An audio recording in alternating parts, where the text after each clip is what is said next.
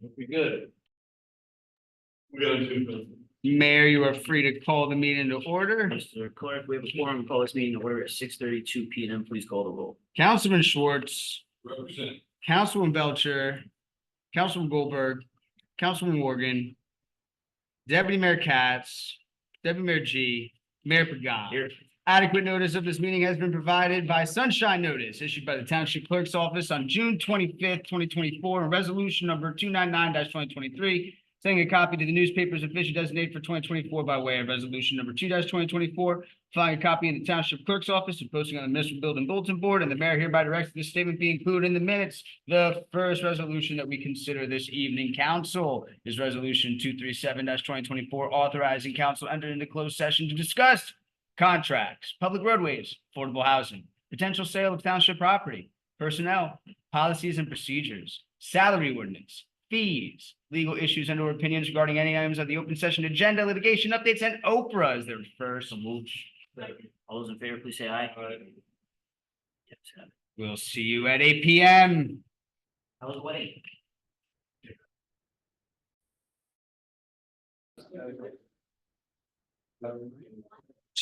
Mayor, you're free to call the meeting to order. Ladies and gentlemen, can I please have your attention? We're about to begin the meeting, so please stand for the Pledge of Allegiance.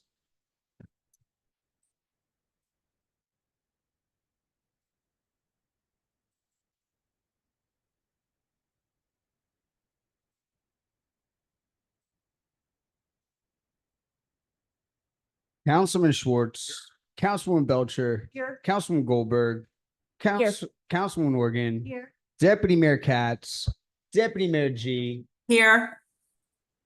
Mayor Pagan. Here. Adequate notice of this meeting has been provided by sunshine notice issued by the Township Clerk's Office on June 25th, 2024, and resolution number 299-2023, sending a copy to the newspaper's official designated for 2024 by way of resolution number 2-2024, filing a copy in the Township Clerk's Office, and posting on the municipal building bulletin board, and the mayor hereby directs that this statement be included in the minutes. Thank you, Mr. Clerk. Good evening and welcome everyone to tonight's council meeting. Township Administration present at tonight's meeting are Jacqueline Hashmat, our Township Manager, Doug Roussillon, our Township Clerk, Scott Salmon, our Township Attorney, and Ron Goodman, our volunteer cablecaster. For the public's information, we are currently holding a hybrid format meeting. We have people in person and on Zoom. If our Wi-Fi at the municipal building has an issue where the Zoom meeting drops, we will aim to retrieve the connection and continue the meeting. The next televised regular council meeting is on September 10th and begins at 6:30 PM, with the public portion of that meeting beginning at 8 PM. We are sad to report the recent passing of retired Fire Lieutenant Frederick Rinnenslin, who retired from the Teaneck Fire Department in 1994 after serving the township for 26 years. Can we all please join together in bowing our heads for a brief moment of silence for him?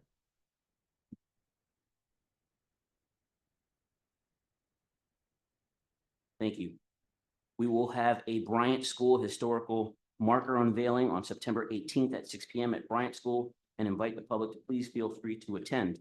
Council met in closed session to discuss the following earlier this evening: contracts, public roadways, affordable housing, potential sale of township property, personnel, policies and procedures, a salary ordinance, fees, legal issues and opinions regarding items on the open session agenda, litigation updates, and Oprah. Our first order of business tonight is presentations, but we do not have any, so we are moving on to work session items. Does anyone on council have anything for miscellaneous?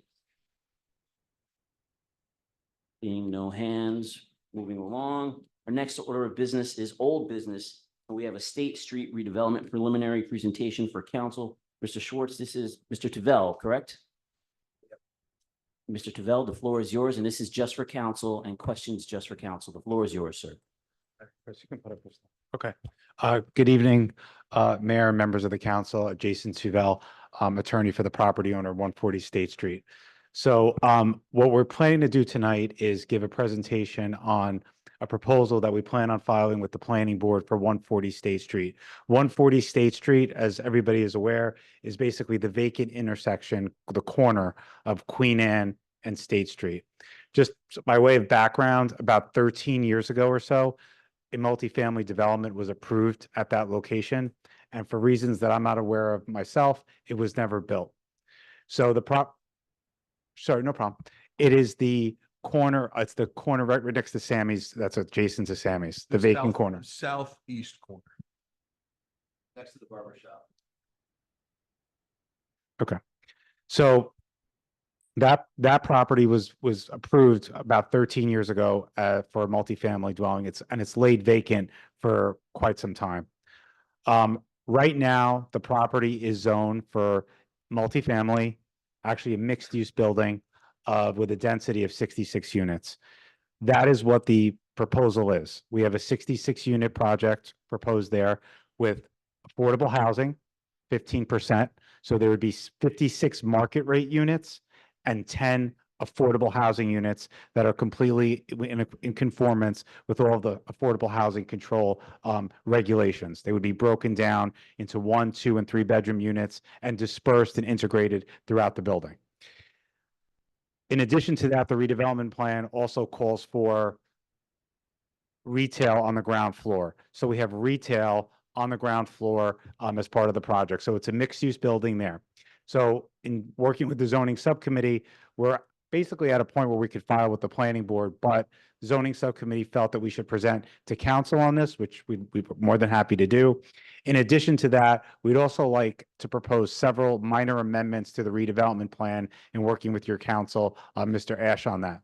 So I have Chris Pereira, who's our project architect. I was going to have him walk through the plans. I also submitted them to Doug so people can see them on the screen or if they're watching on Zoom as well. So I'll call Chris up now. Do you have a board or no? Hello. Good evening. We'll have to point our attention to the back. Unfortunately, it looks like something's going on with our front projector, unfortunately. Okay. Which property were you doing again first, Jake? 140 State. I got it right here.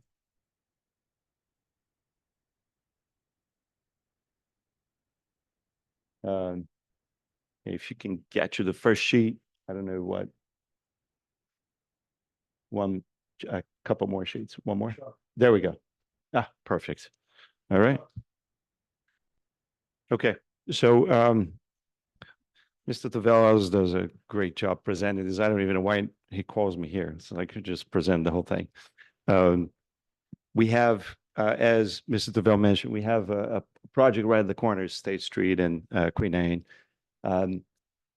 We're able to take advantage of, there's a great job between where we're coming into the parking garage on the upper level and the lower level of about 4 feet. So we have 2 curb cuts, one on Queen Anne, one on State Street, and they're about 4 feet in difference. So we're able to get, using that great difference on the outside of the building, we're able to come in on one side and ramp up, and on the other side and ramp down.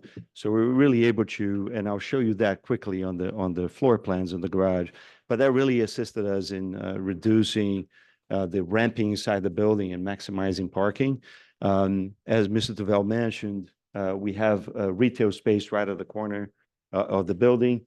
And as I was mentioning before, we have an entrance in the garage on State Street and another entrance to another level of the garage on Queen Anne. We have 66 units, as mentioned. 10 of those are affordable housing units. Those would be 2 3-bedroom units, 2 1-bedroom units, and 6 2-bedroom units. And the balance of the apartments are 26 1-bedroom units that are market rate, 27 2-bedroom units, and 3 3-bedroom units. So just so you have that breakdown. As I mentioned, we have 86 parking spaces for the 66 units. So that's a ratio of 1.3. It's a little over 1.3, but roughly 1.3. If you can, do you have control of the, yeah, no problem. Lights are good. Oh, there we go. Thank you. Oh, fantastic. Okay, so this is the yeah, that's perfect. So this is the lower level parking or lower level parking garage. So we're coming in from State Street. We have the corner there. You see on the upper left corner. You see the retail space, and then we have parking on this level with some ADA spaces. We also have the main lobby right from State Street there. You see there's a main lobby, 2 elevators. We have a nice lounge for the lobby, package room, mailboxes. And then we have the two stairs on either side of the garage. As you see there, we have some bike storage. We also have a transformer vault on State Street so that we can feed the building. Exactly. Thank you. And then we have the circulation stairs on either end. If you don't mind, next show, we just lost that again. Okay, there we go. So this is the entrance of the garage from Queen Anne. So what you see there on the bottom of the property is the garbage room. So we have a trash chute from the floors above. So a tenant living here would be able to throw the trash down. There's a compactor down here, exactly as with the mouse. And then you have a number of containers there for storage. We also have some additional bicycle storage there next to the stairs. And then this being the lower floor, we have all our utilities located here. So we have our electrical room, water sprinkler room, and then you have the whole corner that's unexcavated. And the reason we did that, again, we're using the grade elevation change, so we were able to get a lot of more height on the retail that's set at the corner. So we have a nice ceiling height there for the retail. If you don't mind going. Yes.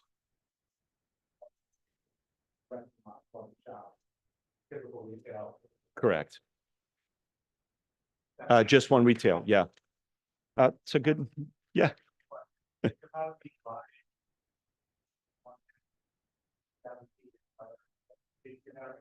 Right now, it's showing this display. It's 2,000 total, yeah, so 1,000, right. Yeah, absolutely. No problem. So if you don't mind, next page. So this is, A question. oh, sure. Yeah.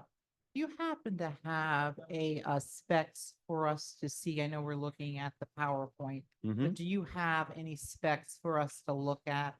Size, dimension, all the things that you're saying that we can look at beyond this? It's all on, yes. all the bulk requirements are on the drawings that I submitted to Doug. So on what I submitted to Doug, and it's all conforming with the exception of two things that I'll go over at the end. But the height conforms, the density conforms, the setbacks conform, the coverages, it's all conforming.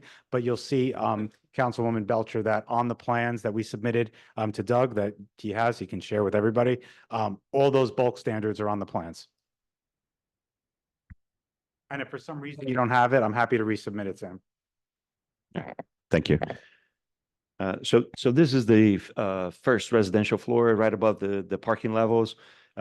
So it would be 5 typical floors, except for this floor. We have about 3,000 square feet of, you see that blank space right in the center there. We have about 3,000 square feet of amenity spaces for the building.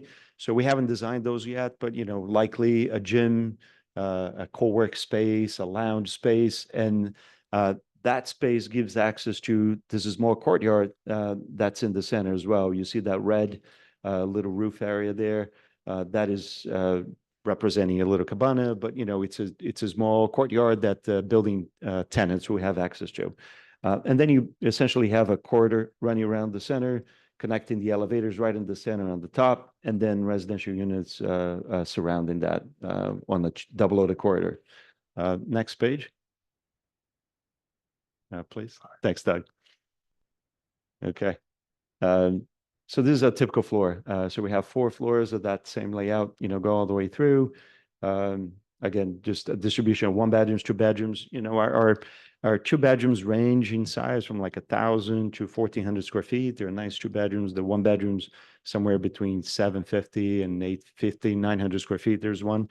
And then the 3 bedrooms at around 1,400 square feet as well. Yeah. The affordables are integrated dispersed throughout the building. Correct? That's correct. Yeah, all 10. Yes. You're a resident of the building. Yes. Okay. Doug, next sheet, if you don't mind. Okay, one more is just typical floors. And then this is the roof plan. We are proposing a roof deck at the top of the building. There's no enclosed space here except for the 2 stairs and the elevators coming up to give you access, ADA compliance for access to the roof. And we just essentially have a paved area with some greenery around and just a space that tenants can come and sit outside and enjoy, the views, enjoy the sun.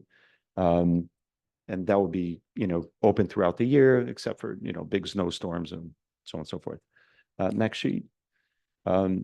So these are the elevations that, as Mr. Tavel mentioned, we comply with the height requirements. We comply with all the opening requirements on the ground floor, and you saw the rendering on the first floor on the first sheet. So it's the building has a lot of movement. It's not one big flat elevation. We have balconies throughout the units. We have a nice central section with a lot of glazing, and you can see it's a contemporary building using materials that we're now used to see on many of these multifamily residential buildings. Next sheet, Doug. Yes. Absolutely, yeah. Full compliance to the new building code and yes, fire suppression, all of that. As we're required to 15% of the parking spaces, 5, 5, and 5, as mandated by the state. And this is the side elevation on Queen Anne. And one more sheet, Doug. I think just some rear elevations. So we show you all the elevations of all the 4 sides of the building. I don't need to spend a lot of time here. I mean, you saw the rendering. I think it's, Doug, if you don't mind going back to the first sheet, I think we can end with the rendering. It's always better, to see a rendered image. Thank you. Yeah, so, that's the building. Again, if you have any questions regarding units, unit sizes, we're. Thank you, gentlemen. Anyone on council have any questions? Mr. Schwartz and Ms. Felcher. I actually want to point something out. First of all, thank you for coming out. This is, Sure. just to clarify, I meant to say this in the beginning. These are projects that have been before the zoning subcommittee for years upon years and moving forward. And at this point, and Councilman Goldberg had suggested that you come out here and present it, but just to point out that these are but there's 2 of them I think you're talking about. These are non-pilots. There's no pilots being requested for these projects. That's correct. That's correct. Yeah, I just, although it may have been, as Mr. Schwartz is saying that, before this is, subcommittee of zoning subcommittee, this is kind of first time I'm hearing about it. So, because I see that in even the report that is given on August 9th, Mark, it just kind of like lists the agenda, doesn't really speak specifically as to this type of discussion of a redevelopment plan being proposed for this particular site. Given the fact that State Street is one of those locations that is under AINR, was pretty much designated as this site is considered. Yeah, there's actually already a plan for it. Mhm. So Right. we're conforming with that plan. There was only a few minor amendments that we were going to discuss with the zoning subcommittee and the council. Nothing relating to height, nothing relating to density. It was 2 issues mainly. Having a second curb cut. So we have now we're proposing one on Queen Anne and one on State Street for better circulation with the parking. So that was one deviation. The plan that currently exists calls for 1 curb cut. And then the other is the plan, like most TNEC plans, say compliance with RSIS for parking. Whereas we know from the other developments that our RSIS is a little onerous with respect to its requirement. We're proposing 1.3, which I think is consistent with the other developments within the municipality in terms of demand. So we were hoping that amendment would take place. But other than that, like I said, height, density, coverage, setbacks, it's all compliant with the existing zoning that's in place. So I want to first start by thanking the zoning subcommittee. This is very impressive, the work that you put together collaboratively with the developer. This site has been an eyesore for that entire area for probably over 20 years. I mean, it's been a great political sign location, but a horrible eyesore for everybody coming through TNEC or going in that direction. So I'm excited about this project. I know that people like to look at projects and they say, oh, we wish we had this or we wish we had that. The reality is we could really only do with working with the developers, what they're willing to make a profit on and what they're willing to have payback on. So the fact that the town worked hand in glove with you to put together a nice product like this that will hopefully enhance the neighborhood, I'm excited about. Deputy Mayor Katz, anyone else on council? Any questions for them? I do. Okay, so basically, what we're talking about is we're talking about 56 units, of which 10 of them is affordable. 66, 10 affordable. 10 Because so it's a, 56 on market. correct, because it's 15% on the total. Right. So it's 10 affordable, 56 market for a total of 66. Okay, all right. So basically what we're talking about, is this a 6-story building? Correct, that's right. It's a 6-story building. That's correct. Okay, so even in terms of what you know, I mean, and you, of course, you know, we're in the midst of a master plan which has not been Mhm. adopted as of yet. But even in accordance with the existing master plan, is a 6-story building in pretty much accordance with being approved? Yeah, it's, we need no variance or deviation for the height. The zoning for this property permits the height and the number of stories that we have. Mhm. We were Mhm. very much, we wanted to make sure that the final design was in the range of what was required. Mhm, okay, and where is that redevelopment plan? Was that ever sent to each council member? Oh, it's a municipal document. It's not our document. It's your document. So, yeah, it was, It was it was, adopted in 2022. yeah. 2022, okay. Mhm. Anybody else have any Thank- questions? Ms. Organ? I was gonna say. Give her the date. I was gonna say, I think November. Ms. Organ? Would there be a proposed timeline for the development when? Yeah, assuming that we would get those amendments, which I was talking with your counsel, Mr. Ash, at the zoning subcommittee, we would need a redevelopment agreement. Again, no pilot, not a financial agreement, but your redevelopment plans call for just an agreement that'll set forth, as you're saying, timelines, building materials, things of that nature. Those are all in the redevelopment agreement. So we could actually work through that schedule with the council in terms of, what the schedule would be. And then you would be ready to go? Because I think we're actually growing a field there. Yeah, I understand. Believe me, I think I drive past it every day on my way home. Yeah. It would be nice for something to go there. It's been a mountain of dirt, then weeds, and then And a I lot of think, other yeah, things. maybe a tree soon. Yeah, I think about 5 years ago, the gas pumps were taken out, and Yeah. that was visible for a while. So Anyone else on council? Yeah, I do have another question. When you say in 2022, was that before November? That was in November of 2022. So that was adopted by the last council. Is that what we're saying? I just want to get a date to that. Okay, I appreciate that.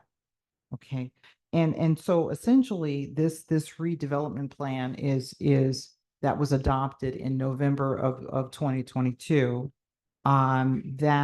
Did you present this or was there any presentation at that time that it was adopted? Was there any presentation? not by the developer, but Not by the developer. but as typical redevelopment plans are, again, it's the town's plan. It's not the developer's plan. Right. We're just now working off what the plan is to design the building. Right. But I believe your planner would have done that. Okay, so during that time, to your knowledge, during that time, would there have been any type of infrastructure kind of reporting like traffic study? If we were looking at things like the impact on traffic, schools, anything like that? Or is that something the developer currently will be taking up in terms of ascertaining what impact will this development have on our current township? Is that something, because I know we did pass a resolution that basically says that developers will bear the expenses of reporting and so forth. So as you know, from being a planning board member for a while too. Yeah. We're gonna have to, when we file, do a full traffic report, which we will do. Based on my experience, this won't be a huge traffic generator at all, but we'll have to demonstrate that to the planning board, and the board's engineer will have to review it as well. The board has its own traffic consultant. They'll review it and obviously make that determination. And if they have any comments, we'll have to work with the board's traffic engineer. Stormwater management, which is also a big issue. We'll have to prepare a stormwater management plan. We'll have to prepare a stormwater management report. We'll have to comply with the newest regulations if they're applicable. So we will have to do all that, Councilwoman Belcher, as part of the site plan process. And that's why it doesn't just stop at the council. We have to also go to the planning board and make sure that the site plan even though it's permitted and as of right, there are still conditions or issues that obviously the planning board can deal with. Can I ask another question? Sure. This is one for 10 years. This date, to your point, dates back to 10 years ago. Mhm. Why now? I wasn't involved with the history, so I don't know that.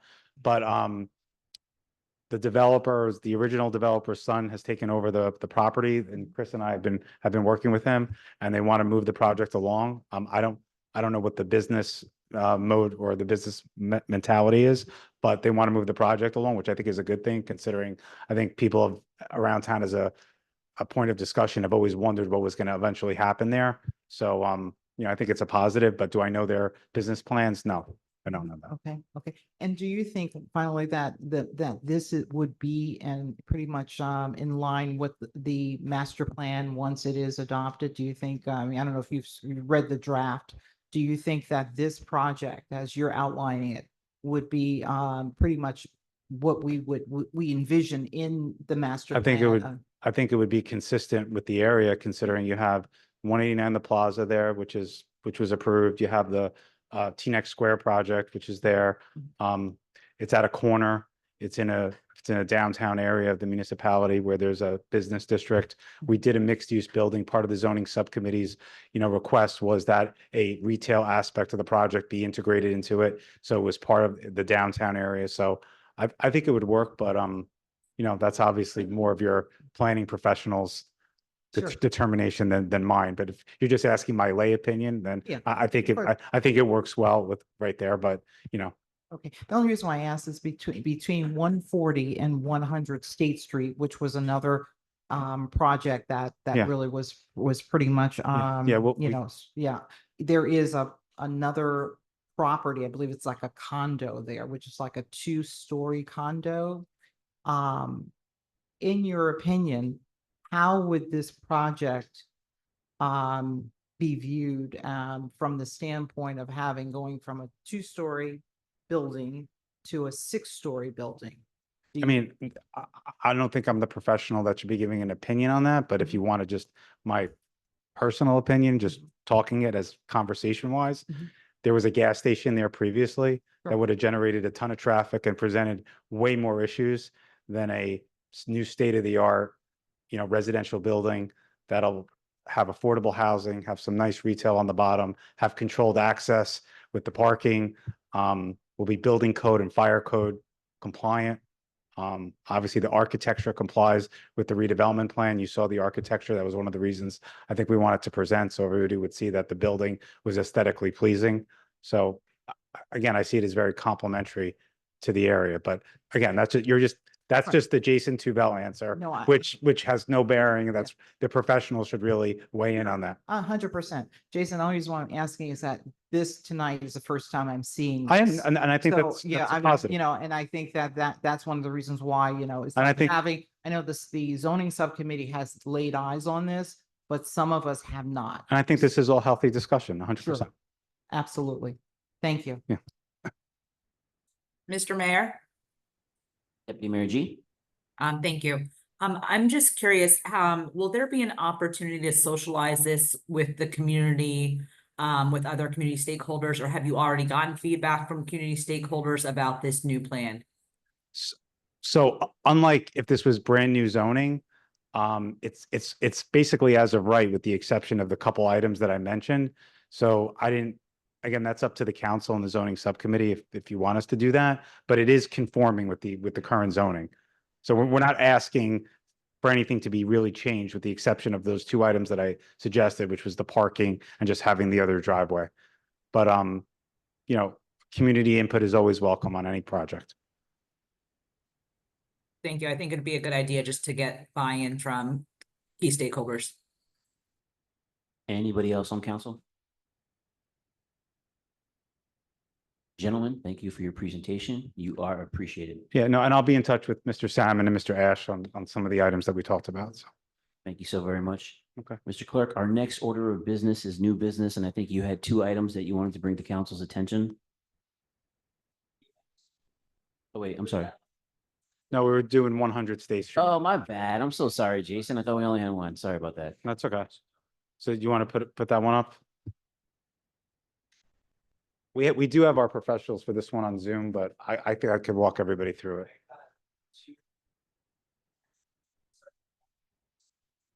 Yeah, do the one that starts with binder, because that's actually what it looks like. So, Councilwoman Belcher, unlike the one we just presented that has a plan for it, this does not. So we are asking for legislative action from the council on this one here. Okay. Okay, so 100 State Street. So this also has a history. There was a zoning board approval at this site for 60 units. I want to say it occurred at least 5 years ago, maybe more. It was never built, and the building then caught fire. It was a former medical building, if you're all aware of it, and then it burned to the ground, and now it burned, it was dismantled, and now there's nothing there. So the proposal now, in working with the zoning subcommittee, and there is no plan, this is a redevelopment area, but there is no redevelopment plan for this property. So the plan here is for a self-storage building with retail on the ground floor. So Doug, if you want to go to the next slide. So it would be self-storage facility, climate control, self-storage, which I think is also compatible with the fact that you have other residential multifamily in the area. It would be brick. We have the architect on who's from Florida, but if you had any specific questions on the architecture, but that's the height of the building. Again, there's no zoning for it, so we'd have to apply to the council has to entertain what they would like. It would be a brick facade. We'd work on other materials. I believe Councilwoman Goldberg had asked if we could integrate a mural into the building as well, which the applicant or the owner would be more than happy to do. And then keep going. Okay, these are just other views of it. Keep going, Doug. Okay. And then there would be a retail component at the ground level. So in addition to having an office, as most self-storages do, where you have, the pack, where you could buy packages, where you could sign up, there would also be a retail space on the ground floor that could be used for something else, retail as well. And then Doug, do you want to go to the site plan, which I think was the other attachment? Yeah, that's it. That's it. Okay. So the parking there'd only be one driveway from State Street. And there would be parking there for the self-storage, which doesn't require much. Industry standards per our engineer and traffic engineer say that these park at about 1 per 10,000. They really don't generate a lot of traffic at all. So we parked it in accordance with that. And then there's also parking for the retail, as you see that on the westerly side of the building fronts on State Street. So that would be the proposal. And this has probably been in front of the zoning subcommittee about 3 or 4 times. So again, originally there was a 60-unit building approved here by the Zoning Board of Adjustment. Again, it's got to be at least 5 years ago. For whatever reason, that's not moving forward. The goal now would be to do this, I'll call it mixed-use self-storage building, self-storage with retail. And we would need the council to work with its planning, with its planner and with its attorney, redevelopment attorney, township attorney, to adopt a redevelopment plan, which is why we provided a site plan with all the bulk standards, height, coverage, setbacks, et cetera, uses. So this would be starting from scratch in terms of a redevelopment plan. And it's not seeking a pilot as well. No. I was, Then Ms. Colvin. sorry, I think. I was also just keep in mind this, you say this is new, this is without all our subcommittee units. We started this about 8 months ago. We can't hear you on the Zoom. Sorry, can you speak up? It would help if I turn my microphone on. I'm so sorry. This was on our sub-zoning committee minutes, this project that we talked about, self-storage, going back to January. This pivot by the developer or by the town sub-zoning and whatnot was because it was approved several years ago against heavy community opposition for residential units, and the new developer decided not to double down on that and not to go with another change of plans for residential and to pivot to something that was less of there's a new ownership structure, and they specialize or have done several self-storage projects. So that's why they're going that way. Last we discussed in the sub-zoning that we didn't want it looking like a self-storage. Are you able to put up the renderings? Yeah, we can put it back up. That's the thing more important. Doug, do you want to put that back up? Yeah, I think I think what the zoning subcommittee wanted was more brick and other types of materials that didn't make it look industrial type looking. So that's what we had done to more so that it would fit in more with the downtown residential retail type of area as opposed to having a warehouse or industrial type of look like other facilities do.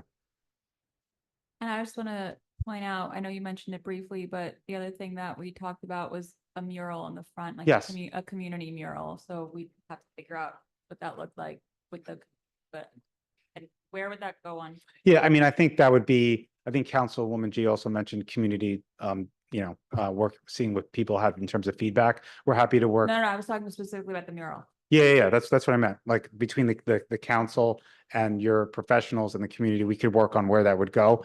But I mean, there's ample space that I think we could fit some sort of artwork on the building. Some council have any questions? Ms. Belcher? I'm an alternate on the zoning subcommittee. I have not been invited to a meeting since October. So when we say that many of these plans have been floating around, I've not seen them. The last minutes, in fact, in our package here, the minutes from August 9th meeting simply has your name and these addresses. So it doesn't give us much to understand as to the details. Okay, so I just want to put that out there. I know that my colleagues have seen and have spoken and have discussed. Mhm. But I am the fourth person out on the zoning subcommittee, and I'm just trying to get a handle as to what the Yeah, project and I is think, about. and I think that was part of the reason that maybe at the point where the zoning subcommittee felt it was in good order, that the zoning subcommittee, can't speak for them, but wanted the input from the other council members to see if there was any other feedback that we would want as part of the plan. I'm not on the zoning subcommittee. I was actually thrown off of it, even though I created it. But I want to say that I think they did a great job producing this product. I mean, there's a lot, the bulk of Teaneck's apartments are in that area, and they need storage. And this is a building that's going up that's going to provide a service to the apartment dwellers in that area. This is something that meshes nicely with the neighborhood. And how many students are going to be going to our schools from that building? 0. Oh, so, and this will provide a nice tax rateable to our residents without impacting our services. So I like this idea, and I think it was done very nicely. How many stories? I believe it's 5. So You just- can actually go, Doug, I think the last slide is a section that actually shows, yeah, there you go. So Okay. it's, that shows it as 5. So 2 comments. I actually like the clean look of the rendering. I would not want to see a mural on it, though that's up to the community. I would also want us to think carefully about what type of retail would go in there, because it's not near the rest of the retail in the area. So I wouldn't want to see a liquor store there if it's near other residential. I'd want us to, I don't know what kind of control we would have over that. Well, we have total control now because Yeah. you're going to be adopting a plan for the property. So you could actually enumerate what uses you think are appropriate at that location. Yeah, it's not close to any of the other. Understood, yeah. retail It's kind of in the middle there. Yeah. But I like the look of it next to the other retail and the other residential in the area. Anyone else on council? I just wanted to say, one, the minutes have, the zoning subcommittee minutes, thanks to Councilmember Schwartz, have been very detailed. So they have been in the packet and they are online under the agendas. There's a zoning subcommittee piece, so this is in there. But also this is why it's being presented to the public now and the full council. Like, this is the point, sort of, so everybody can see the work. No, I just want just retort to that to say that we all understand, and I think the public even understands, that the zoning subcommittee feeds up directly to the planning board and in some instances the Board of Adjustment. So many decisions that are made in that subcommittee meeting really has far-reaching ramifications such as redevelopment plans. So all I would say is that I'd make a recommendation to our new township manager that we have official minutes taken, perhaps even by an employee, an administrative employee to take minutes so that we can have a full understanding of what's happening within the zoning subcommittee. I think that it's kind of hard for Mr. Schwartz to chair that committee and maybe take minutes. So perhaps what we need to do is ask our township manager to look into the probability of having maybe an administrative person to actually take minutes that we can really, look at the length and the breadth of it. Because, I think it's very important because here we're going from a vision or an idea in the zoning subcommittee to a redevelopment plan. So that's pretty major. We're talking about buildings that are generational. So essentially, I think it's vitally important that we really kind of tweak the process so that we're just not depending upon Mr. Short's, ideas or what he summarizes from the meeting. And I'm sure it's done in good intent, but I think it's very important that we really kind of revamp our thoughts when it comes to things feeding directly up to the planning The board. administrative part of it, that's up to the Yeah, town, I'm what sure they you want, don't, what they yeah. want to do. But just one point of clarity though, and it started when Councilman Mr. Ellie was chaired it. There's an announcement made that it's a non-binding, completely advisory discussion, and no formal action is taken. It's just to give a proposed developer guidance, but in the end, whether if it's a redevelopment plan, it's up to the council. If it's a site plan, it's up to the planning board. If it's a variance application, it has to go to the Board of Adjustment, it goes to the Board of Adjustment and they make the call. But I just wanted to make it clear that no actual actions taken there, and at least my interpretation when I'm there with a client is it's completely advisory, and that's why we come here and present here, and ultimately it's the legislative body's determination if there's any action taken. Yeah, I actually, whichever way the council wants to go, those are not bad ideas at all. If it's not me taking minutes, it's easier because less minutes to do less work, because I actually forwarded out to the council and it's in the packets. Both January and March's meeting minutes were included in the packet, were sent to the council, but I also make sure to send to the committee members a draft of it in case I am interpreting wrong, because I am not a township employee. I always send out a draft first. I wait 24 hours before I send over to the clerk, such as in this week's packet as well. So those are some very good points. And if someone else wants to take the minutes, I guess that's really, You could have No, an right. AI note taker and then just submit that. I don't really know how to use AI or ChatGPT. I run my mouth just as well. Anyone else on council? Yeah, no, to that point, I mean, we have very talented employees within our township. So I'm sure Jackie can work to get someone to cover those meetings. Thank you.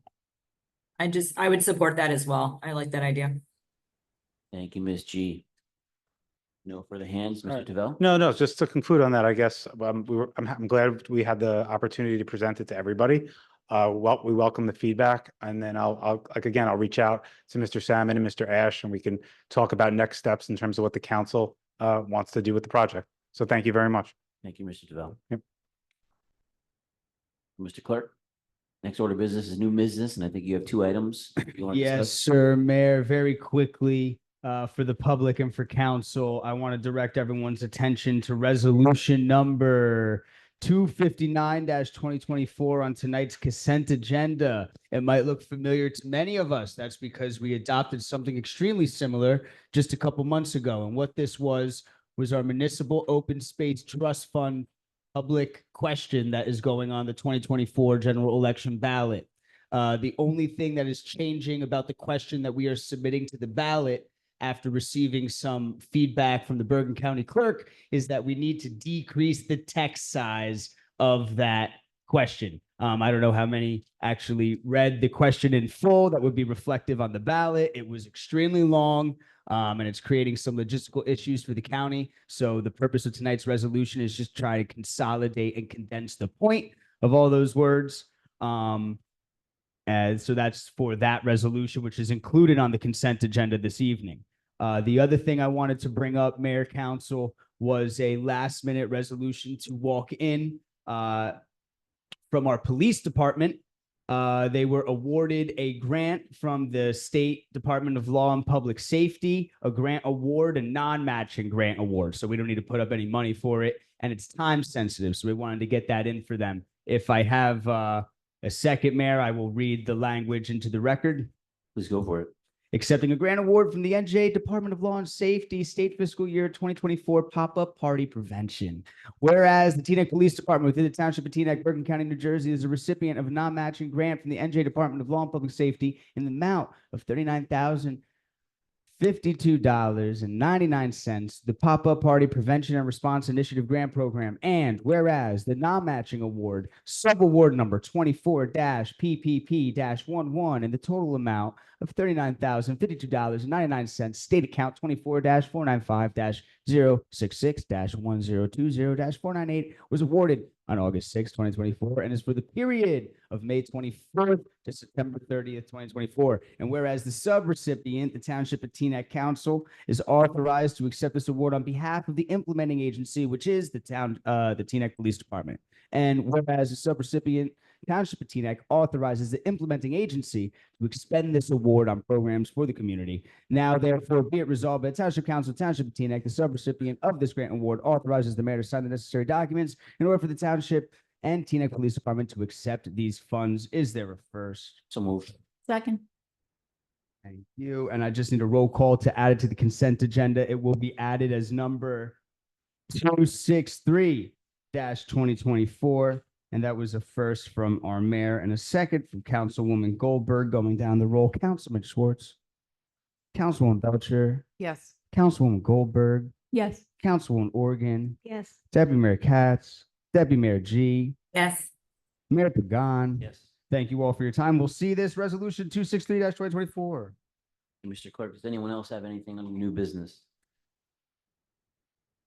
Does anyone have anything for communications? Next order of business is committee reports, council liaisons, and first budget subcommittee. Mr. Schwartz. Okay, budget subcommittee, were you able to include that to the council? Because I know it's a zoning subcommittee issue. I just heard her mention issue, which I've just corrected a second ago. Okay, budget subcommittee. The reports included in the packet. I'm just going to briefly just go through it. Basically, we had a kickoff meeting. In attendance was our auditor, was Deputy Mayor G, Councilwoman Goldberg, myself, and our CFO, as well as the township manager. This is our annual kickoff where we always start with this high number. Of course, it doesn't include surplus. It doesn't include new assessments because buildings are still being built. So it always starts very high. And then we try to bring it lower. The difference, of course, this year is starting very high, and we're not sure how low we can get it. That's always going to be the challenge. Initial projections show an increase at as much as 15% before we take in those additional sources of increased assessments, of or revenue, or any expenditures or wish lists that we cut back on, and of course surplus. New assessments coming in are the Haluba townhomes, which are selling out rapidly, and the rest of the cell tower sales proceeds. But we're still going to be looking for additional revenue. We discussed increasing permit fees, using more most funds for park budget related items under whatever is, of course, to the extent of the law that allows. We talked about cannabis and ADU items and fees, as well as assessments based on that, CO fees that we discussed as well. And lastly, we discussed potentially selling off sewer revenue that'll be looked at as well. Everything I just rattled off, I actually don't have more details on. These were just where we start the rattling, and then we start fine tuning this over the next 6, 7, 8 months as we proceed. So that's included in the packet, and that's included and emailed as well. Yes, so I apologize. As I was listening to you, you pulled out the zoning, and no one corrected this. I sent out the draft. I just sent out the agenda. I didn't send out the minutes. I've now included to council. I'm sorry? No, it was not purposely. And we can include it in the next month's packet if you want, so the public can see it. I've forwarded it to everyone as well, but we'll go over it now since the time is early and we've got nothing else to do. The minutes will discuss 189 The Plaza. There's a developer's extension agreement to qualify for funding. 100 and 140 State Street, we've asked the attorney to present, which she just did. On DPW, the council and the manager are going to reach out to the council, so after to the county after Labor Day, so we can try to push some off-site projects that we discussed in Leonia and whatnot to really see if we can start that, because if we have to build on River Road, it will cost, I don't want to say tens of millions of debt, but well north of $10 million of new debt. So we're going to really try to push the county on that. We discussed Stop and Shop. And what we're going to look to do is set a full council meeting in November. Unfortunately, October is a holiday, so many of us are out. What we're looking to, the zoning subcommittee wants to formally pass this matter off onto the council to set a meeting to start discussing this plan and the revisions that were made, as opposed to it just staying within the subzoning and whatnot. So what I'm looking to do here, and if we can discuss it now, is pick a November full council meeting that this can be discussed. That's the action that we're looking for tonight. And then we'll talk about fencing and retaining walls in 2 seconds. So can I, on behalf of the zoning subcommittee, can we look at what our November calendar looks like? I know it has to be the first Tuesday is elections, and then there is the League of something, the League of Municipal League, which I never go to.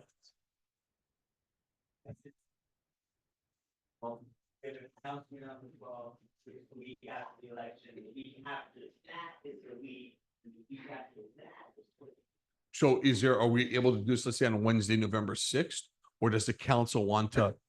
Okay. Oh, sorry, you're out the day after election day. Sorry, it's a big election day this year. My bad. Sorry. Or does the council, and maybe tell us the zoning subcommittee, do we want to start the public, do we want to start early for the 12th, the council for the 12th, and have a little bit elongated session? I can do it on Zoom. What, What day? 12th? Enhance the full council meeting, which is already scheduled council meeting. Maybe, do we open at 7:30? Not the 12th. 12th is already, right? So we're looking to do, that's a look I'm getting over there. Open the 12th? That's Thanksgiving. Yeah, I'm fine if we do it on the 12th. Does the 12th work and during that council meeting? We do early, if Yeah, we sure. open earlier. Yeah, I'm fine with that. Could that work? So no one has to take enough extra night? Okay, so we'll do a 7:30 start time on the 12th. And since no one from that area is in the audience, we'll have to indicate that to them while he's here. November 12th. Full council meeting. 7 or 7:30? 7:30 won't be enough time. So like at 7 o'clock? Yeah. 6. So we'll do a closed session 6, but 6 closed session, open 7. Perfect. Okay. And lastly, make sure he's seated. The zoning subcommittee and the new zoning officer, I apologize, I'm gonna read it. The zoning officer agreed that the resident that is pushing this matter has merits for his particular driveway, but the only avenue is a variance. The zoning subcommittee and the new acting zoning officer agreed with the prior zoning officer that no code change is warranted. So he'll gladly meet with you and discuss it with you, but we went back and forth, and this is a brand new zoning and acting zoning officer. I'm not sure if I'm allowed to say names or anything like that. It was discussed. We took out the schematics, we went over it, and you have a unique case, but they felt for safety and whatnot, that the rest of the town does not. We'll set up a meeting with him and you. And lastly, the planner gave a master plan update and said there was a public session on August 19th in which they were going to start to present their master plan. Submitted Mark Schwartz.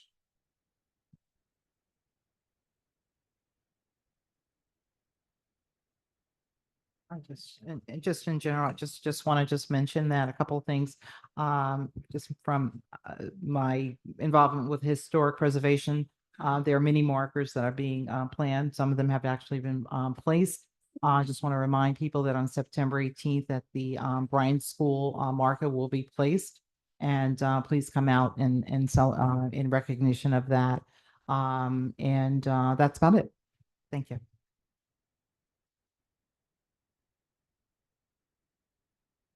This council listed items, but there are none. So township managers report, Ms. Hashman. Thank you, Mayor, and good evening. First and foremost, I'm proud to announce that our new township website is now active, and our IT director, Andrew Fisher, is going to give us a brief presentation at the end of my report. I know this took many hours and coordination over many months, so a job well done by everyone involved. This is going to be very user-friendly and great for our ever-growing community. I would also like to mention that we will be actively updating the website, and we welcome your feedback so we can improve it as we go along. So if you see anything that you'd like to improve, feel free to email us and we will address it. Teaneck Day weekend is scheduled for September 7th and 8th. The feature movie with free popcorn on Saturday evening is Elemental at 7:45, and our live music for Sunday's festivities is the 5-0 Band.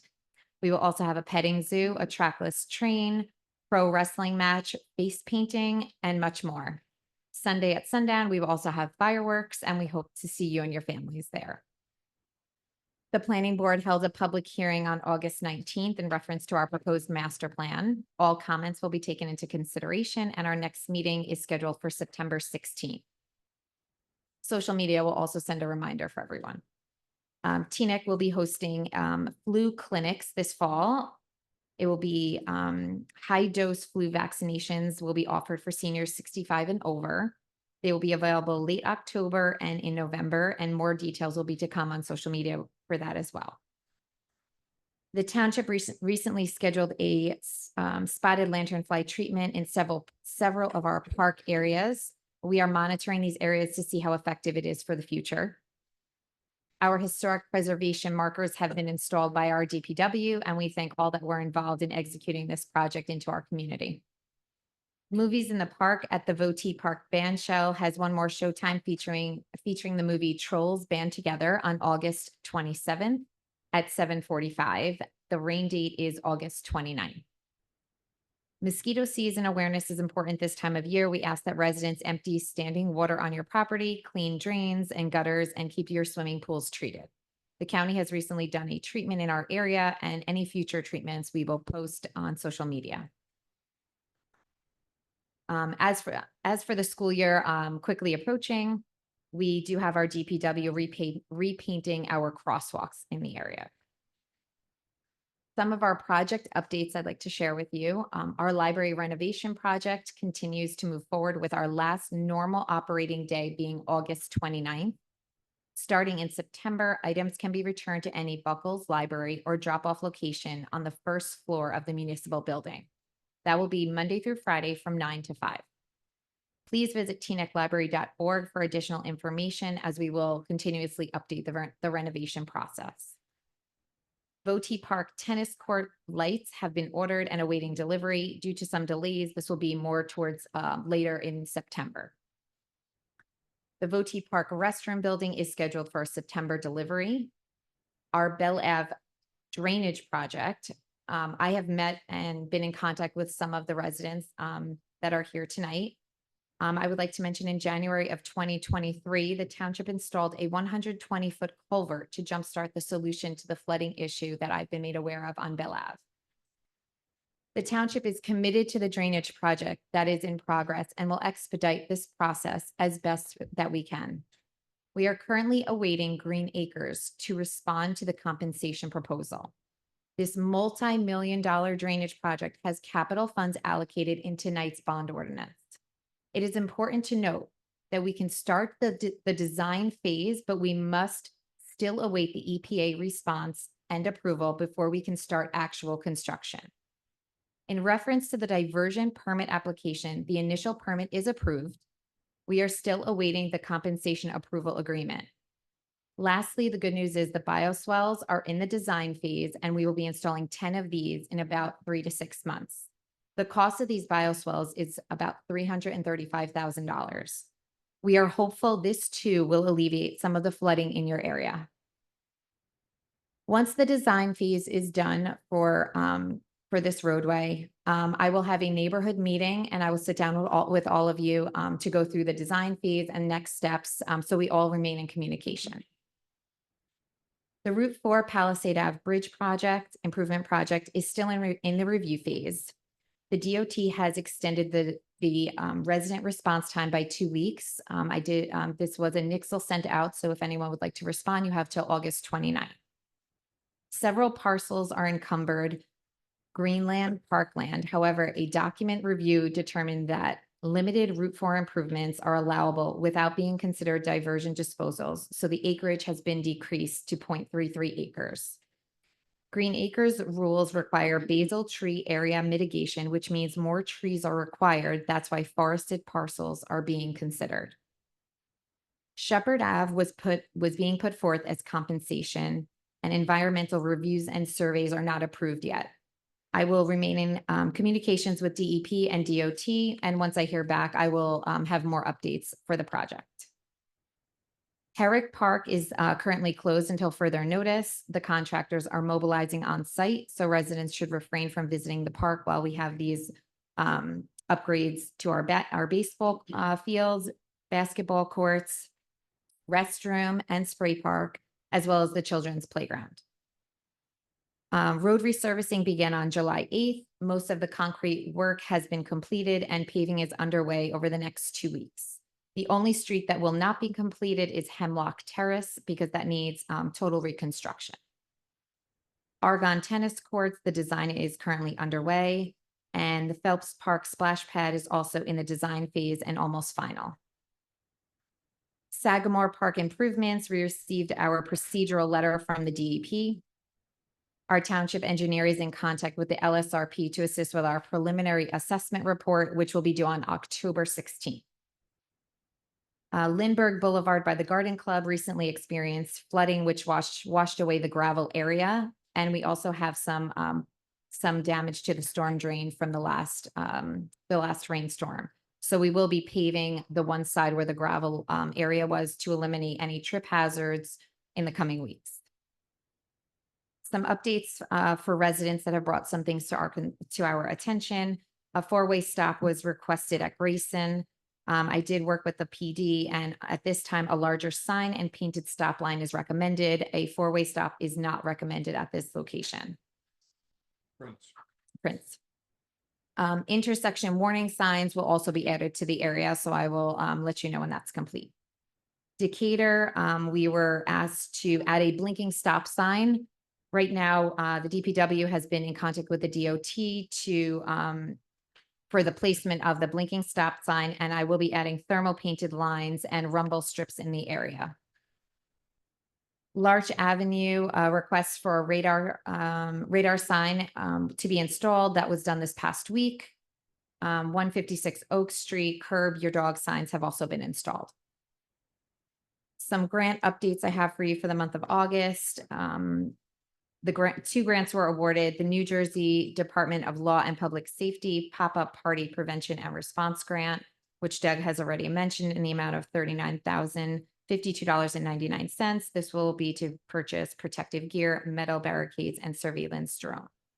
The New Jersey Division of Highway Traffic Safety Drive Sober or Get Pulled Over statewide Labor Day crackdown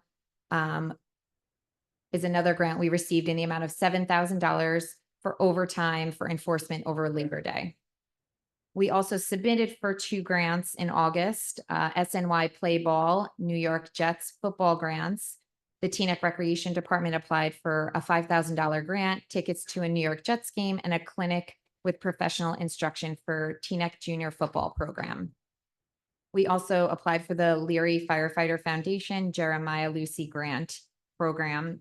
The fire department applied for this with a letter of intent for a full proposal of $20,000 to send our officers to FDU to receive emergency management and leadership training certification. I'd now like to turn this over to Andrew Fisher so he could give us a brief overview of the website, the new Teaneck website. Thank you. Thank you, Jacqueline. It's a very generous intro for me and my staff. We did work very hard on this project. We are very proud of it. I'd like to give a shout out to Addie Finkler and Ron Goodman. Without them, it would have taken me way longer, and they both did amazing work. I will share my screen here and we will take a look at this website.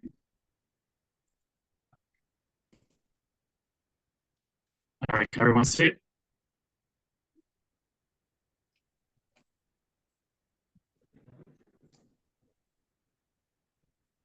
All right.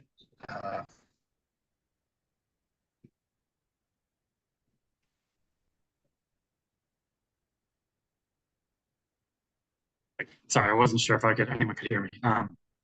So load the website here. You'll see this pop-up here, introduce you to the website. That's a new feature that we did not have on our old website. That can be used for various things, alerts, just pointing important things out to people. And that's a very nice addition to this website. Right. There's always cookies that you have to agree to. Just like every other website. The first thing I'd like to put your attention to is just the general aesthetic of the website. We spent a lot of time thinking about colors and fonts and pictures and how to lay things out. I would like to note that many of these pictures are from our very own Addie Finkler and Ray Turkin. Ray Turkin took some great pictures around DNEC, and he was very generous and took some extra special ones just for him. So the focus of this website was to provide an ease of use to the residents. Being a government employee, I really understand how government functions, and therefore having a website laid out how I think about it is always best. You really want something that the person who doesn't understand government could understand.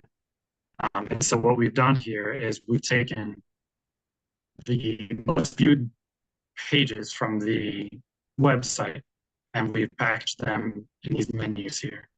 As the resident, you might just think about, well, what do I like to do when I live in DNEC? Or what are the things that are very important about living in DNEC? And so that's the first menu item. Another very popular one is our parks and recreation.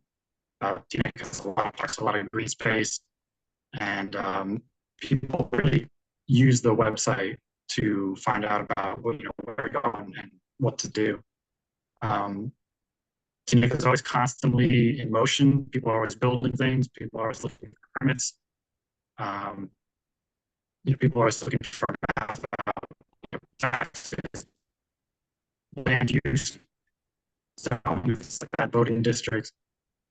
And then lastly, our government, which kind of hides the stuff that no one really likes to look at, but is still very important. Things that you all are doing right now, agendas and minutes, and boards and committees, and reports, and plans, reports, and studies. That's very popular. That's a lot of things that people are looking for. So I'd also like to point out that we have a want to button here. There's a couple general categories that most people are looking for. If you want to apply for a permit, or pay a ticket, or pay your sewer bill or your property taxes. No one likes to do that. And you can always find a staff directory or report an issue. There's also a search. And I would like to point out that the search right now is showing some results from the old website. However, they will fade out as Google crawls our new website. That's the main page. So you have our various pictures that rotate across. Then below that, we have popular services, which it's kind of like a shortcut for the most popular things that people are really looking for. We really want to get these things out in front of people because it's the things they're constantly calling or asking or looking for. Agendas and minutes, recreation programs, paying the property taxes, or where to park on a holiday. The recycling calendar is very popular as well. And then as we can down below, we have a space for council. Just a very space for very proud of this. Website.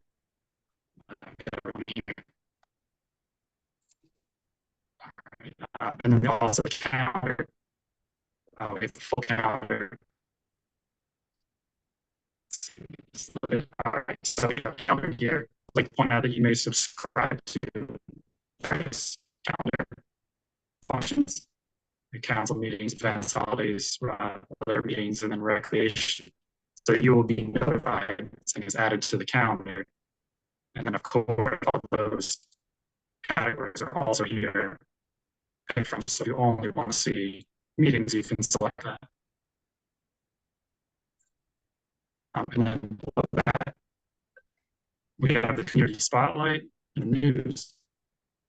With community spotlight, something where we pick maybe one event or something going on in Teaneck and highlight that.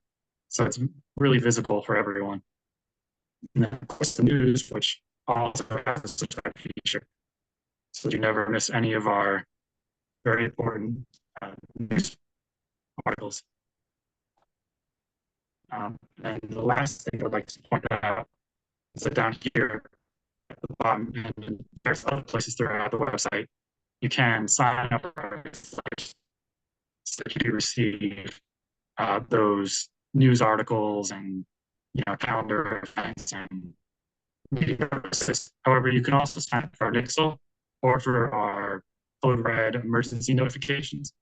Those are very important for the residents as well. I have lost my audio, so I don't know if anyone is asking any questions. Thank you, Andrew. Thank you, Jacqueline. Does anyone on council have any questions for Andrew or Jacqueline? I have a question. Yes, Ms. Belcher. And this has to go back to what we're talking about in terms of Green Acres and the Route 4 expansion. I'm trying to understand, and maybe in my research, I can't seem to quite find, where did we decide to use the Shepherd Woods area as the land swap? My understanding is the DOT chose that and they put in the application for that property. And now we're waiting to hear back from them. So I'm not quite sure, but I can get more information for you. Could you? Yeah, because I mean, we have some input in terms of what properties we select to be a part of that swap. Yes, Yes, that's we why, do. yeah, that's why they have Yeah. the public hearing and Sure. and I think after the 29th, we'll be Yeah. able to get some more feedback from them as well. Okay, perfect. Thank you. I was just gonna say, we've discussed that a few times, but I wanted to just thank Jackie for the Bell Avenue and raising that and scheduling that meeting with the neighbors. I think they'll really appreciate that. And then also the crosswalk, that was the direct result of a resident email. So thank you for that as well. No problem. Thank you. Mr. Mayor? I'm sorry, Deputy Mayor G. Sorry, I had a question. Regarding the crosswalk on Grayson and Prince, the other thing that I believe came up several times from residents about that intersection is that there are several bus stops there for several schools, I think both public and non-public schools. Is there anything we can do to indicate that, or children crossing, or in addition to the larger signs? I'll reach out to the traffic bureau and see what I could add there before school. Awesome, thank you. Ms. G, our next order of business is our township attorney's report. Mr. Salmon, the floor is yours. Thank you, Mr. Mayor. So I want to discuss two ordinances and a resolution that are up for adoption tonight. I spoke about the two ordinances at the last meeting when they were introduced, but apparently was not speaking to my microphone. So I was apparently not being heard. So I want to repeat what I said so it's clear for the public, the explanations about them. First is ordinance 18/2024. This is the one for payment in lieu of fractional ADUs, affordable housing units, housing units. So basically the township code requires that new residential developments set aside a certain percentage of their units to help the township comply with our obligations to build affordable housing units. So for example, if a developer is building a development that has 108 new units, they may be required to set aside at least 15% of those units to be affordable housing. In that example, 108 units, they would need to build about 16.2 affordable housing units. You obviously can't build 0.2 of a unit. So there was some discussion between the township and some of our developers about how the township want to be compensated for those 0.2 of a units that we are entitled to receive. Because otherwise, you can't be built, money that we don't get, or it's something that we don't get, and we're entitled to receive something out of it. What other municipalities do is they assign a value to a single affordable housing unit. So you can multiply the fractional units required by that value and just pay that money to the township to compensate us for not having the additional 0.2 of a unit that we would otherwise receive. So we determined that number, the appropriate number to be about $180,000 per unit, which is identified in the COA regulations that our affordable housing code is based on. That number is also used in a number of other municipalities. I would say comparable municipalities. It's used in Paramus, for example, Jersey City, which is obviously much larger than us. They also have assigned the same value of $180,000. So using the example that I gave before, 108 new units, 16.2 for affordable housing units that they're required to build at a rate of $180,000 per unit. The developer would have to pay the township $36,000 that goes towards our affordable housing trust fund. It's a pretty straightforward ordinance. It really just ensures that the township actually receives some benefit that we're entitled to receive. The next ordinance I want to discuss is Ordinance 19/2024. This is our stormwater control ordinance. It's really an amendment to our stormwater control ordinance. It's an ordinance that we are required under state law to have. It conforms to the model ordinance that is provided by the Department of Environmental Protection. We've already had this ordinance in place since going back to, I believe, 2021. This one that we're are going to be looking at adopting tonight, make some changes to that. It's an amendment to the existing ordinance, some changes that are being required by DEP. Essentially, what the stormwater control ordinance does is it sets forward a number of requirements for any major development within the township to minimize the pollution caused by stormwater runoff that happens whenever you build any sort of large structure that has lots of impervious surfaces. It's not an ordinance that really affects any given single family home that many of you may live in. It really only affects certain commercial developments, parts of large residential developments that involve creating at least a quarter of an acre of impervious land. The amendments in this ordinance that we're going to be considering tonight are required by law, required by the DEP. The short version of what they do is they really just change the formulas that are used in determining some of the requirements. It determines it essentially increases those requirements to account for the increase in once in a century storms that we've been seeing over the last few years. So it raises those standards up by changing the formulas that are used. I've reviewed these changes with our township engineer. We've reviewed it with the Environmental Commission. Aside from helping the township comply with our obligations from the state, we also believe that this ordinance and the requirements contained in it are going to help the township mitigate some of the effects that some of these huge storms have on the township in the medium and long term. Last is Resolution 261/2024. This authorizes the execution of a developer's agreement with Holy Name Hospital. When the township approved the settlement agreement last year to resolve our lawsuit with Holy Name, one of the requirements of that settlement agreement is that the township adopt a developer's agreement. A draft of that agreement was attached to the settlement agreement. Now we're essentially taking that draft and specifically adopting it with subject to, so there was some very minor changes to it. What a developer's agreement does is it basically lays out a lot of the specifics about the rights and responsibilities of the developer as well as the township that are specific to this development, things that are not contained in our township code. So for example, the developer's agreement here requires Holy Name to build certain improvements to the property. They have to install certain drainage facilities, do soil testing, they install certain fire hydrants, things like that. They're required to meet with the township to ensure compliance with our requirements and so on. It also lays out the process for how they obtain their permits from the township, which is important as they start to construct this project. They need to obtain permits and make sure that the township can make sure that they are complying with everything that's required of them. So it's something that we're required to do under the terms of settlement agreement, and that is why it is up for adoption tonight. Thank you, Mr. Salmon. Our next order of business is our public hearing and adoption of ordinances. Mr. Clerk, can you please read the title of the ordinance into the record? We have a few ordinances that we are seeing again this evening. First up is ordinance number 45-2023, amending the township code for the township of Teaneck to enact a new section establishing and regulating accessory dwelling units. Ordinance number 17-2024, year 2024, ordinance to exceed the municipal budget cost of living allowance and to establish a cap bank. Ordinance number 18-2024, amending section 34 of chapter 33 entitled General Program Purposes, Procedures, Definitions of the Township Code for the Township of Teaneck by detailing the payment in lieu option for partial or fractional affordable housing units.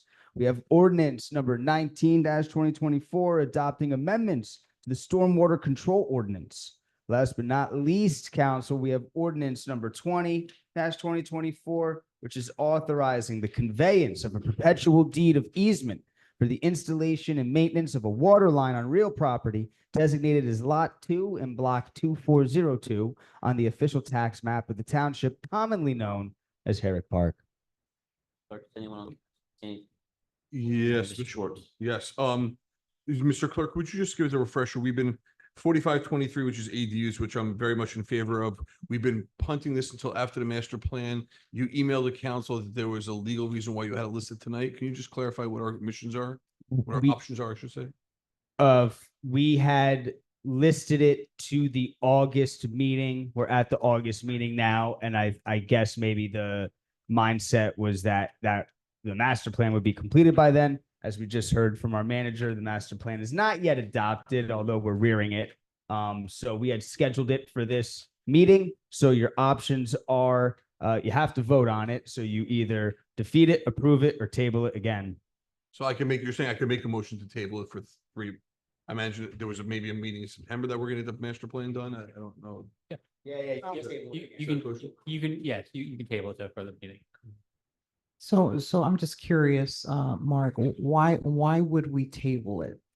Well, I'm just curious as to what, we've been punting this ADU ordinance down the road a bit.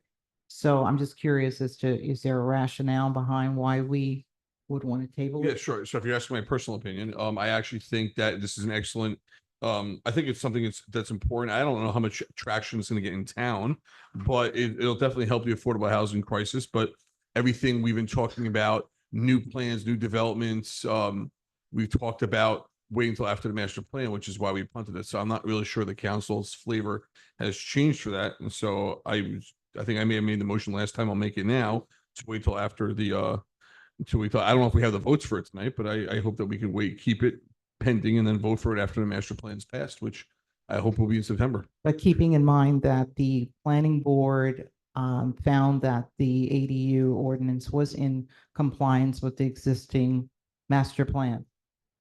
So even the existing master plan, the planning board approved it. So if you're asking my fundamental issue with ADUs, I have 3 things I like to do. I think most people heard the 3 things before: build, build, and build.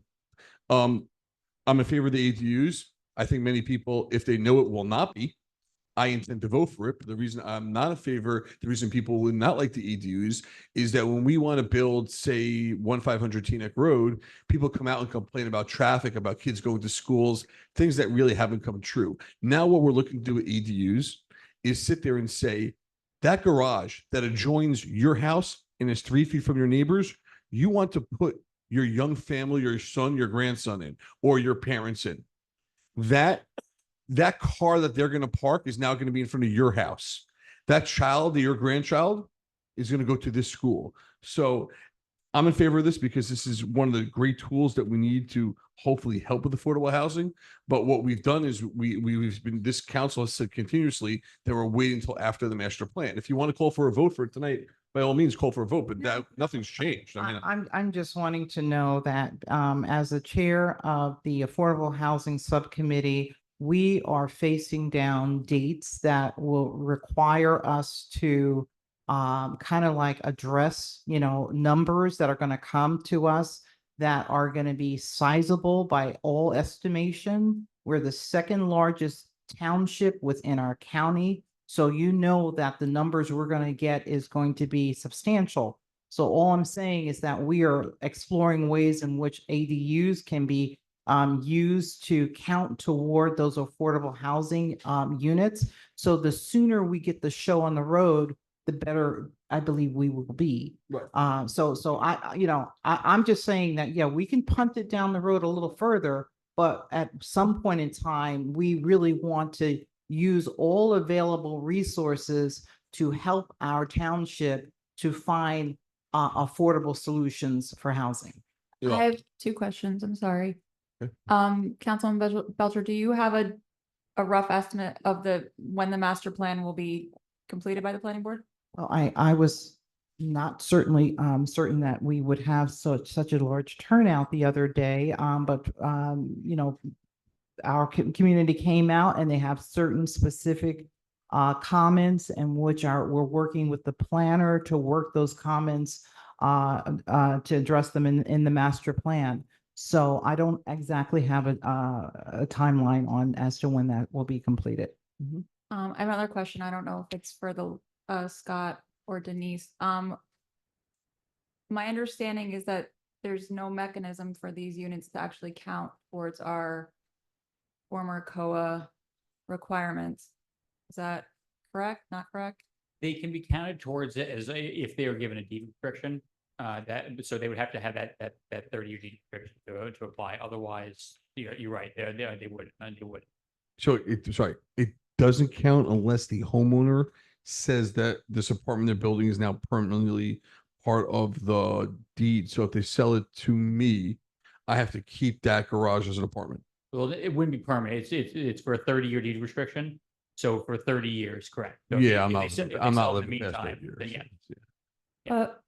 Wait, wouldn't that, but if you're not selling the house and the garage, let's say, right? So how could the homeowner, so they'd have to sell the whole piece and then have that deed restriction as part of the sale, is what you're saying? Well, the deed restriction is applied once they build the ADU. If they are agreeing to put the deed restriction on, it gets applied at the time of construction, and then it's there whether they sell it or not. But if they sell it, when you do your title search, it's going to the deed restriction will show up within those 30. After 30 years, it can then be removed.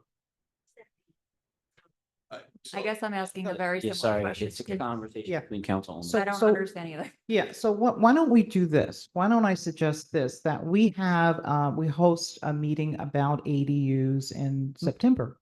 And we bring in people that really kind of can speak to best practices. What are some of the things that we can and cannot do? This is all kind of new territory for a lot of townships that are approving ADUs, and how they can be used to count toward affordable housing credits. We'll talk about that. We'll talk about parking. We'll talk about deed restrictions and so forth. So I think what we could do, perhaps, Attorney Scott, we can schedule something after Labor Day.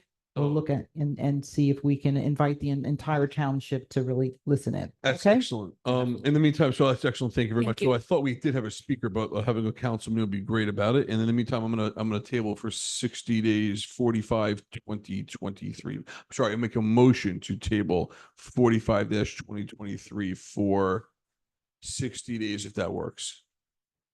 I'll second.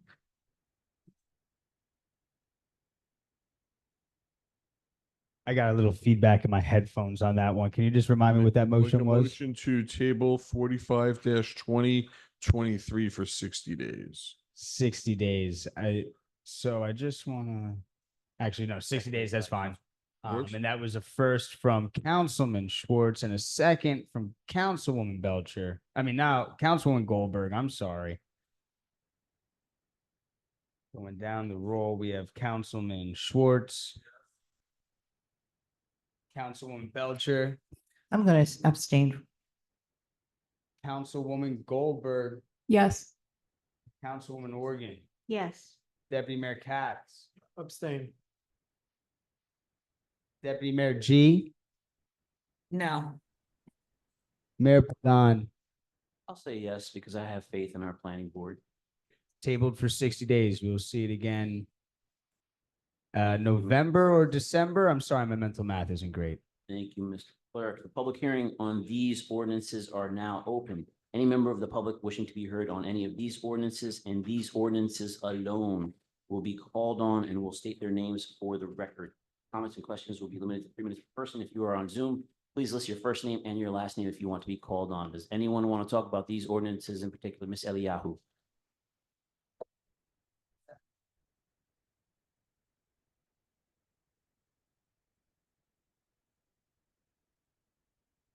Good evening, one and all. I may be wrong. I realize that I won't get the answer this minute.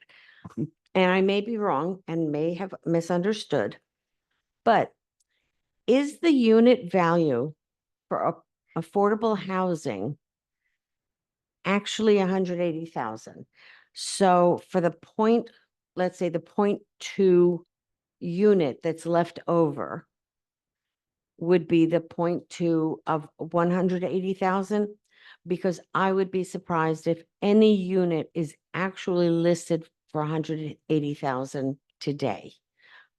Other townships, don't know, but especially after the revaluation, I don't see it. I have, out of curiosity, when one of my kids was looking for a home, I signed up for Zillow and I see what is going on in the market.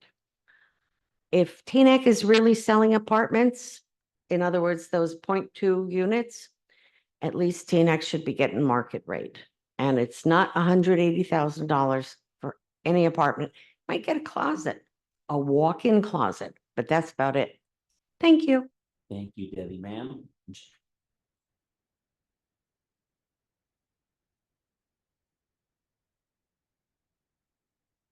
Thanks, Ron. The timer is on the laptop for people. Okay, great. My name is Susan Berman, 496 Northumberland Road. Hi. I'm a Teaneck resident and professionally, I'm an architect with extensive experience in residential projects in Teaneck. And my expertise in this field gives me a unique perspective on the ADU ordinance. I'm theoretically in favor of ADUs, but the ordinance, the way it is written, has language that does not have clear definitions and needs much more detail. With the current lack of clarity in the ordinance, the zoning officer will be forced to make assumptions about its intent that no professional will know, and potentially leading to the establishment of rules in a haphazard manner. This in turn could result in unintended and potentially negative consequences, which we must act to prevent. One unintended consequences of the lack of clear rules will be an increase in exceptions that need to be adjudicated by the Board of Adjustment. This would significantly increase the board's caseload and cause the already 3 to 4 month backlog to increase. The solution is to clarify the language and get the definitions buttoned down. My husband tells me that my examples are boring, so forgive me. I'll give you just a few. A basic question is, how big can the ADU be? And the ordinance says it depends on the square footage of the primary house. Well, what square footage is that? Is that square footage that is habitable square footage? Do unfinished rooms count? Is that rooms with at least 7-foot ceilings? Or if the ceiling comes pitching down low, does that count in the square footage? Is that square footage of the first floor? Is it square footage of the first floor and second floor? Is it square footage of the basement, first floor, second floor? Or in Teaneck, where habitable attics are permitted, is it 4 floors of space? So I have no idea, as a professional, how big this unit could possibly be. The details lacking. My clients will want to know if having an ADU means the property is taxed as a 2-family house. The ordinance does not say. What if anyone who purchases a home you're just discussing, if there's a deed restriction, that's not clear in the ordinance. If something's moved to ADU, can it be undone? How is it undone? Is it undone with a piece of paper? Is it undone by removing the second entrance? Is it, what's the process? If my parents move into my house and have a separate kitchen, is it a generational home or is it an ADU? Are they the same? Am I taxed as a 2-family when my children and grandchildren move into my house? I'd like to know, and I'd like the ordinance to explain that. What if you design a house with a basement entrance? I'm sorry, miss, but your time is up. Okay. Thank you, though. Thank you. Anybody else in chambers want to speak on any of these ordinances? Seeing no hands, Mr. Clerk, is anybody on Zoom? I'm sorry, I'll come back to you after Zoom. On Zoom, ma'am, please come forward. No, you have to come to the microphone, sorry. This is about the ordinances. Just the ordinances we read. about housing and affordable building, apartment building. Well, the 6 or 7 ordinances that, but yeah, come on. You have 3 minutes. And your name for the record, please. Alex Kreitman. So I'm 29 and a lot of people my age right now are getting married later, having kids later, and they're looking for houses for people who are single or single parents, who've had kids, previous relationships, whatever it is. So our choices right now are luxury buildings or ADUs. When I'm not saying that the ADUs aren't a great idea in sense, but though it's either going to be a garage or luxury buildings. The problem is, and I've had this discussion with a lot of people my age, is that they feel bad taking these affordable houses in the luxury buildings or places that other people desperately need. There are buildings in Teaneck that are filled with mice and cockroaches, and these poor people had to get that building because that was part of the lottery. If they got the lottery for a luxury building, that would be a game changer. How would it be fair for someone who's like me, who can live with my parents, versus someone who's living with mice and garbage and cockroaches, and they can't get it themselves? And the amount of apartments that are available for the affordable housing is small. And correct me if I'm wrong, it's for the entire Bergen County. It is not just for Teaneck. So the ability for these people in Teaneck to get it is slim, starting with that. Then on top of that, the people who are my age bracket, who are struggling to find housing, either choosing between garages or luxury houses, have to compete with people who are living with mice and cockroaches. So that's something that I just want to think about when we're thinking about the ADUs and we're thinking about these luxury buildings. Why don't we have anything in between anymore? There's literally nothing existing in between. So just think about that when you create these plans. Thank you. Thank you, ma'am. Anyone else in chambers want to talk about just these ordinances? Doug, anyone on Zoom? This hearing is closed. Anyone on council want to comment? Ms. Organ? Just to answer Ms. Eliyahu, these are the affordable units. That's why this is the price on them. For every development, we require 15% of the units affordable. And that's for people that qualify for affordable units. That's the reason. Goldberg. I just wanted to thank Ms. Berman for coming up to speak on the ADUs. It's nice to have a professional take on the ordinance. So I'm hopeful that we can take some of your feedback for it. Thanks. Thank you to all our speakers, because we are continuing to work on it in that case. Oh, I'm sorry, Ms. Belcher, do you want to say something? Yeah, I just want to say to Ms. Berman as well that definitely you raised some really good questions about the language of the ordinance, and certainly I believe that when we have that public forum, we should be able to address many of those. Thank you. In that case, I move to approve these ordinances, Mr. Clerk. Second Schwartz. Councilman Schwartz. Yes. Councilwoman Belcher. Yes. Councilwoman Goldberg. Yes. Councilwoman Organ. Yes. Deputy Mayor Katz. Deputy Mayor G. Yes. Mayor Pagan. Yes. All adopted. Thank you, Mr. Clerk. Moving along, I make a motion to authorize our township clerk to read the 2024 municipal budget by title only into the record. Second.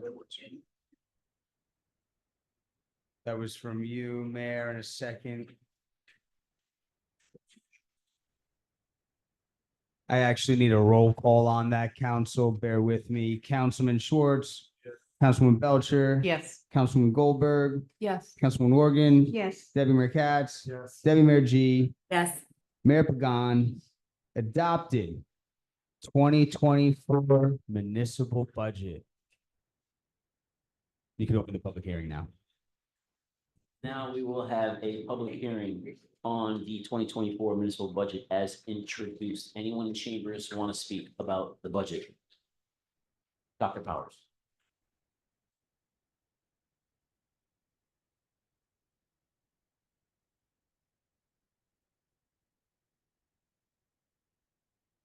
Powers, Teaneck, we have known for a month what the budget was going to involve, which is a 4.99 increase, and there's no way at this point to move away from that, except perhaps to rethink the question of of the $25,000 drop in the support of the forum. We got a lot of comments at our newsletter, and there's nobody who thinks that that was a good move by this council. I want to say two other things. The new website, which I'm less excited about than I guess its creators. If you put budgets in or 2024 budgets in and so forth, you can't find, believe it or not, the introduced budget you're talking about tonight. We have provided for our newsletter people a way of going into both your previous agenda and tonight's agenda to find it out, but it's almost impossible. But more important than that, I'm going to ask that the budget committee, since you're looking at a 15% increase in the budget for next year, insist that we get a user-friendly budget after the introduction and before the adoption of a budget. It makes no sense to have a user-friendly budget show up after you folks have already voted and adopted it. It makes sense. It's not quite clear what the state requires about that. I acknowledge that, but TNEC is one of the few places, if you go onto the state database about user-friendly budgets, there's nothing there for TNEC. That means that most municipalities have it for their citizens. An informed residency in this town requires easy access to the most important document that you folks will pass in terms of how things live in this town. Taxes are very big. Everybody knows that. We got to be able to see how you folks have put it together. And that's very difficult to do at this point. Thank you very much. Thank you, Dr. Powers. Anyone else in chambers want Mr. Brown?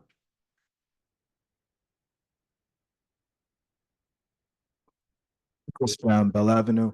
Direct question on the budget. Could you tell us how much is allocated towards the Bell Avenue detention tanks in Sagamore? And what is the reason for the full amount of the project not being included in a bond? Direct question. Thank you. Thank you, Mr. Brown. Anyone else in chambers? Doug, do we have anyone on Zoom? No one on Zoom, Doug? All right, in that case, the hearing on this.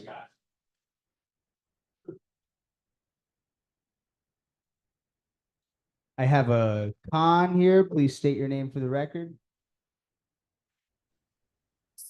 Good evening, everyone. This is Reshma Khan. I hope everyone is having an exciting summer. Question to Mr. Mayor and the council. I just got off the plane from the airport, and on the way back, I'm on Zoom. I'm just wondering, there are so many critical topics that are being discussed tonight. I see there's a very skinny audience. Also, I don't know, Doug, how many people are watching on Zoom.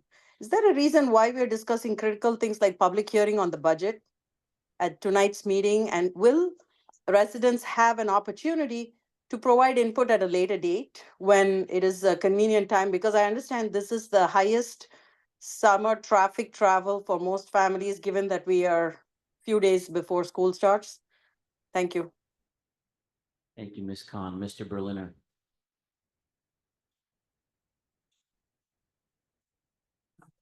Avi Berliner, TNEC resident. I'll just say we've had months and months of feedback at various sessions, various meetings, as well as in front of you.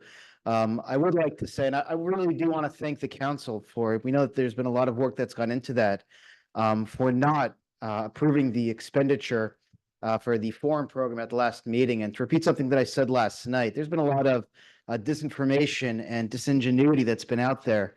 And as I mentioned, when the 25,000 was proposed at the last council meeting, the following day at the Board of Education meeting, the Board of Education voted to not require funding from a for-profit organization to use their facilities, which was probably against their own policy. Again, would it have funded the entirety of the program? No, but it would have been at least a good faith come to the table effort to show that, yeah, we will come and help to support our own programs that will call out others to come and help fund our budget that we could not manage ourselves. In addition, we know they have made some very poor choices the way that has now resulted in at least $17,500 in various legal fees. They were warned about a lawsuit to lose. They happen to have lost that lawsuit right now. And the legal fees that now they're covering both towards the students, towards improving the classroom, particularly towards funding the foreign program. So, thank you. And I'm sure that there are many comments that have gone out there. It has never been suggested that the program is not important. I think everybody recognizes the importance and the value of that particular program. We need to understand where we are as a township within our budget for this year that needs to move forward, as well as where we're going next year, and to start going and playing around with some of that. The Board of Education is always able to go and increase their own funding. Let them put their budget up for a referendum towards the taxpayers, and let's see where that falls. You as council may have to make some decisions on that. There are going to be hard decisions all over the place at all levels of our government. Thank you. Mr. Berliner, ma'am.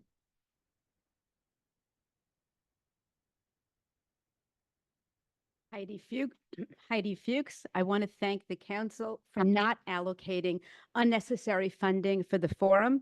And I'm going to quote the superintendent, and I'm going to read it because I want to make sure that I'm not misrepresenting or being dishonest in any way.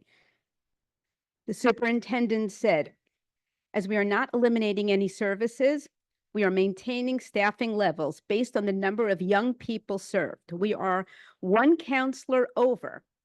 So even with the reduction, will we still be able to meet the expectations for our young people?" Ironically or not, after this news was mentioned, Board of Ed member Victoria Fisher responds, "Disappointing news." A little curious. Thank you. Thank you, Ms. Fuchs. Anyone else? Mr. Hurley. Good afternoon.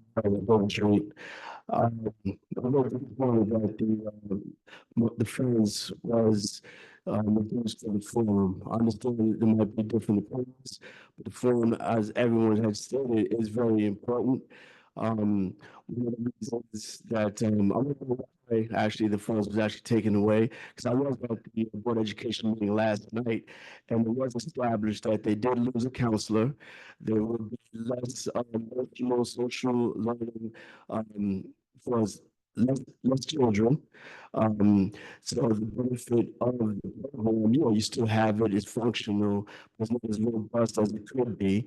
We have a lot of children actually use the forum, not just for TNEC, for all of I guess the town, Benton County, at least the area. We also have social programs for the seniors as well, especially if we're in a township that we don't have many seniors or programs for the youth. This is the cut, and I'm curious that why it was cut. Just on a cell tower, got some revenue coming from that. Just hire someone to work as a greeter for $20,000, something like that. So I think we do have some type of financial wherewithal where it could stay the level that it was being funded. And I would like to know why that from the $25,000 actually deducted. Thank you. Thank you, Mr. Harley. Anyone else in chambers want to talk about the municipal budget? Mr. Mayor, sorry to interrupt. Something's going on with the mic where we can't really hear folks. It's getting fuzzy. If Doug, I don't know if you can provide guidance on how people should speak into the mic so that we can hear them. Yes, no yelling into the microphone, and if we you can hear me too well over Zoom. And if we're close to it, just try not to speak too loudly because you'll get cut out. Which might have happened with our last two speakers a little bit. Thank you, Deputy Mayor, and thank you, Mr. Clerk. No one else? Public hearing on the budget is closed. Anyone on council want to comment?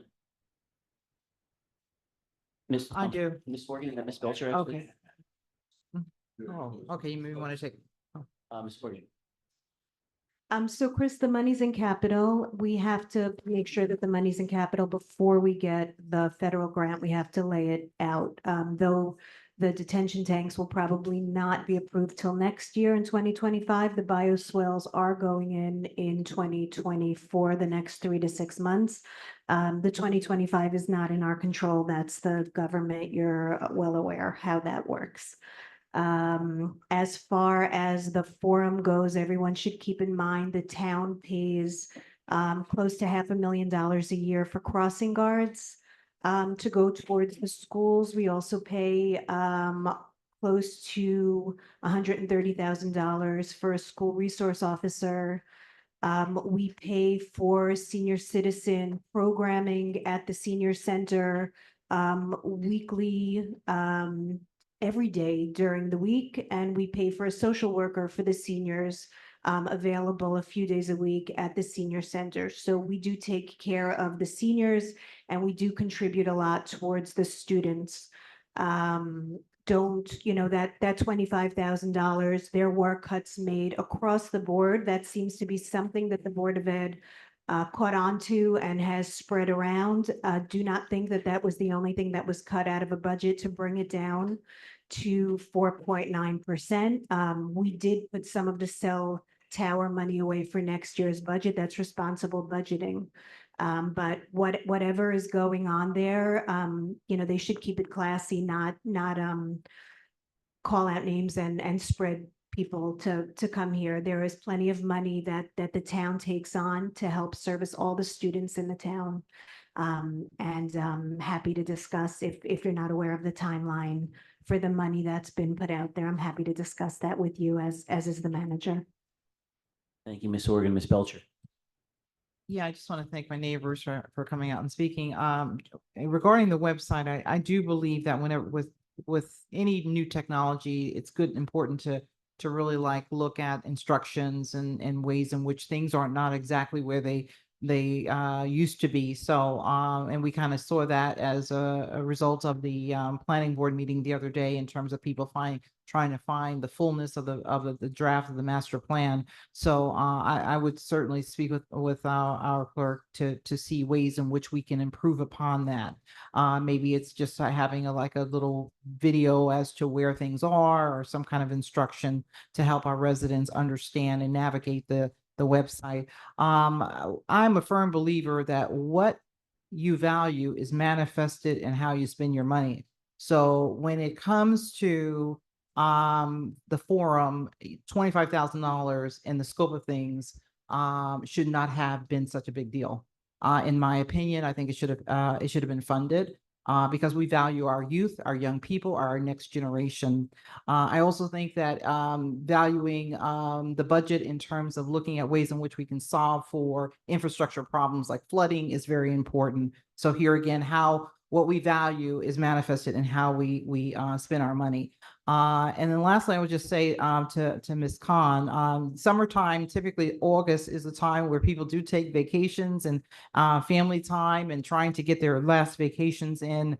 Most organizations that I'm members of during the summer, we do take a little bit of a break. So I understand when residents are not able to attend and so forth, but thank God we have Zoom and people can Zoom in. So thank you. Belcher. Mr. Clerk, I think we have our CFO who wants to say a few words.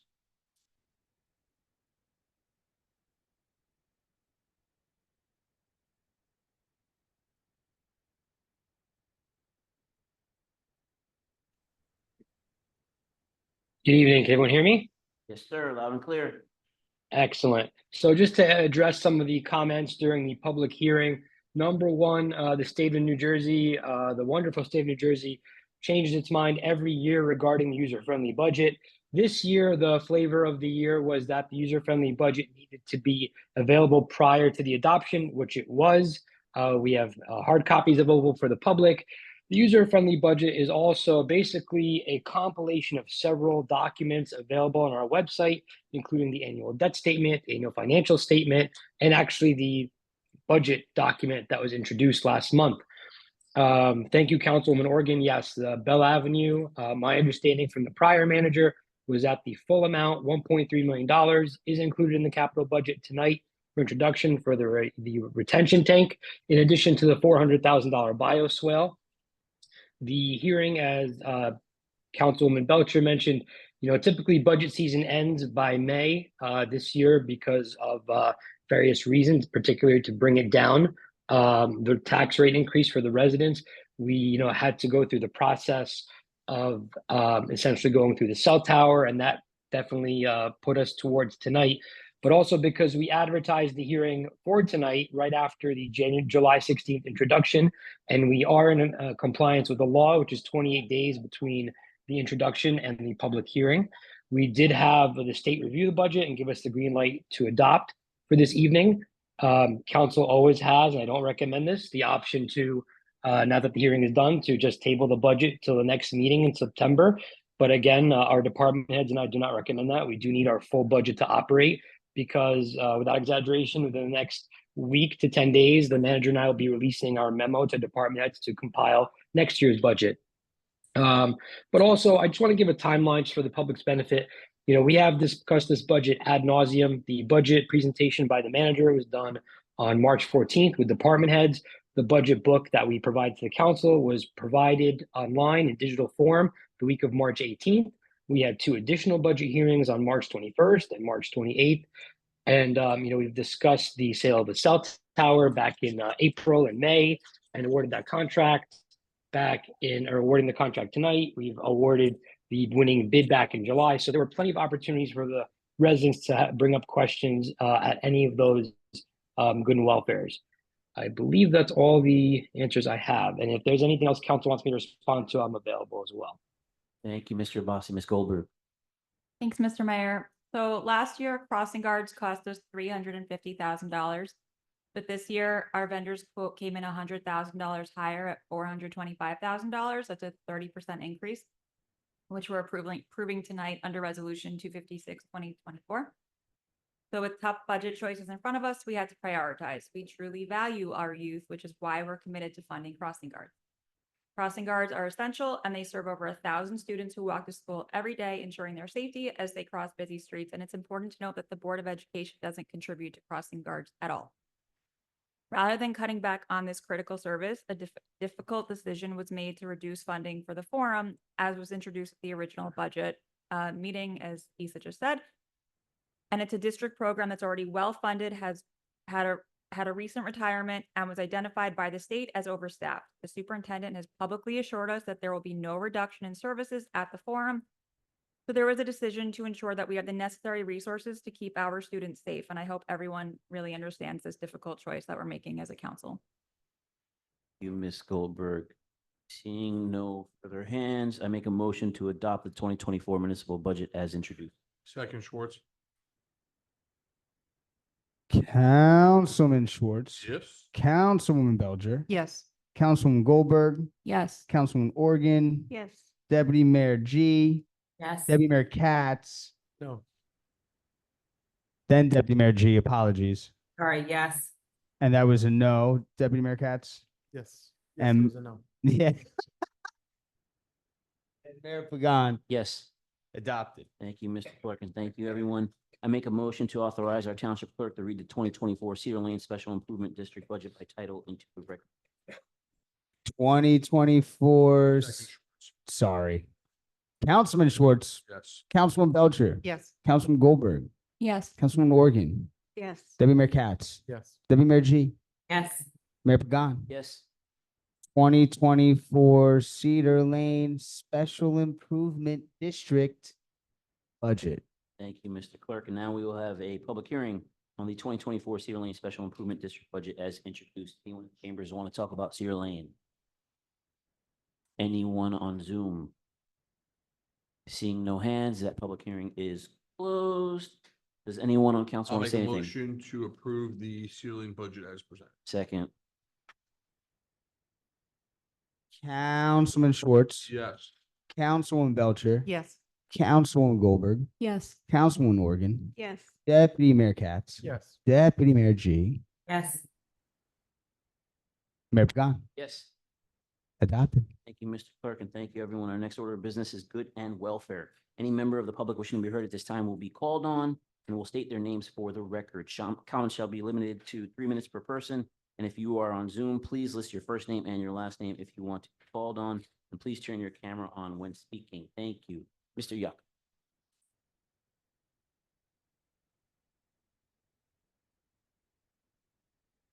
Good evening, Dr. Philip Yucht. I live on Bell Avenue. You all know that. So I want to talk to you about Bell Avenue. First of all, I want to thank Jackie for her responsiveness to the residents. We've been all writing to her and she's been great. As a 45-year resident in the same house, I'm one of the older residents on that block on Bell Avenue. If you haven't come to Bell Avenue to see it, you will see that every single street in the neighborhood, in the area, flows down to our block on Bell Avenue, which is why 3 years ago, we were inundated during the Ida storm, September 1st, 2021, 3.5 feet of water on our block. Some houses took in 6 feet of water. My house took in 15 inches of water only because I went out in the storm and I blocked the entrance to my basement well enough to slow the waterfall that was coming down my steps. Everything was destroyed, $80,000 of damage, of loss. It's been 3 years and we still don't have this fixed.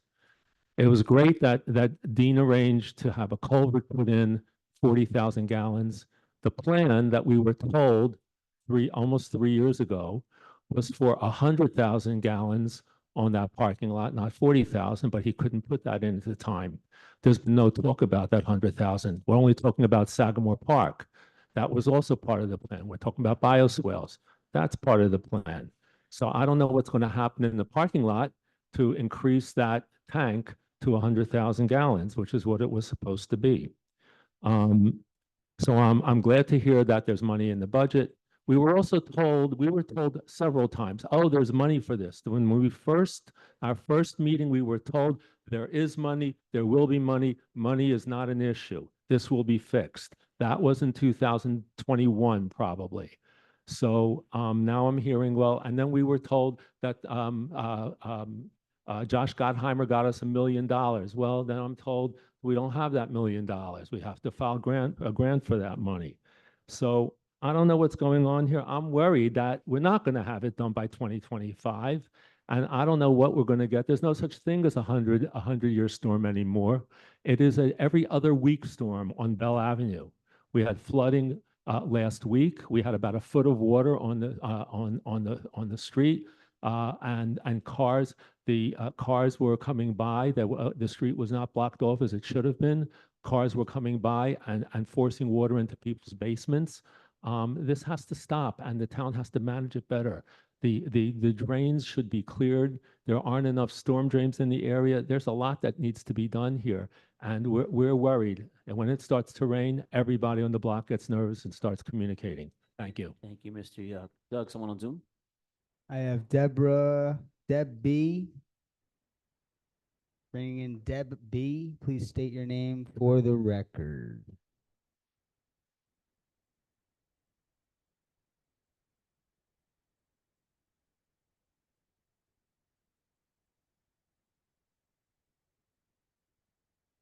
Hi, good evening. Can you hear me?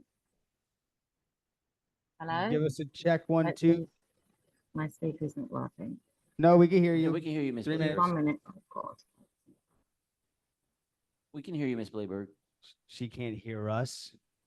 Are your speakers muted on your computer? You're watching through Zoom. You have 3 minutes.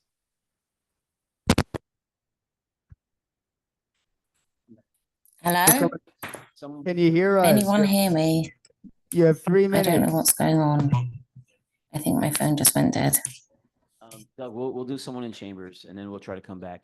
Mr. Brown.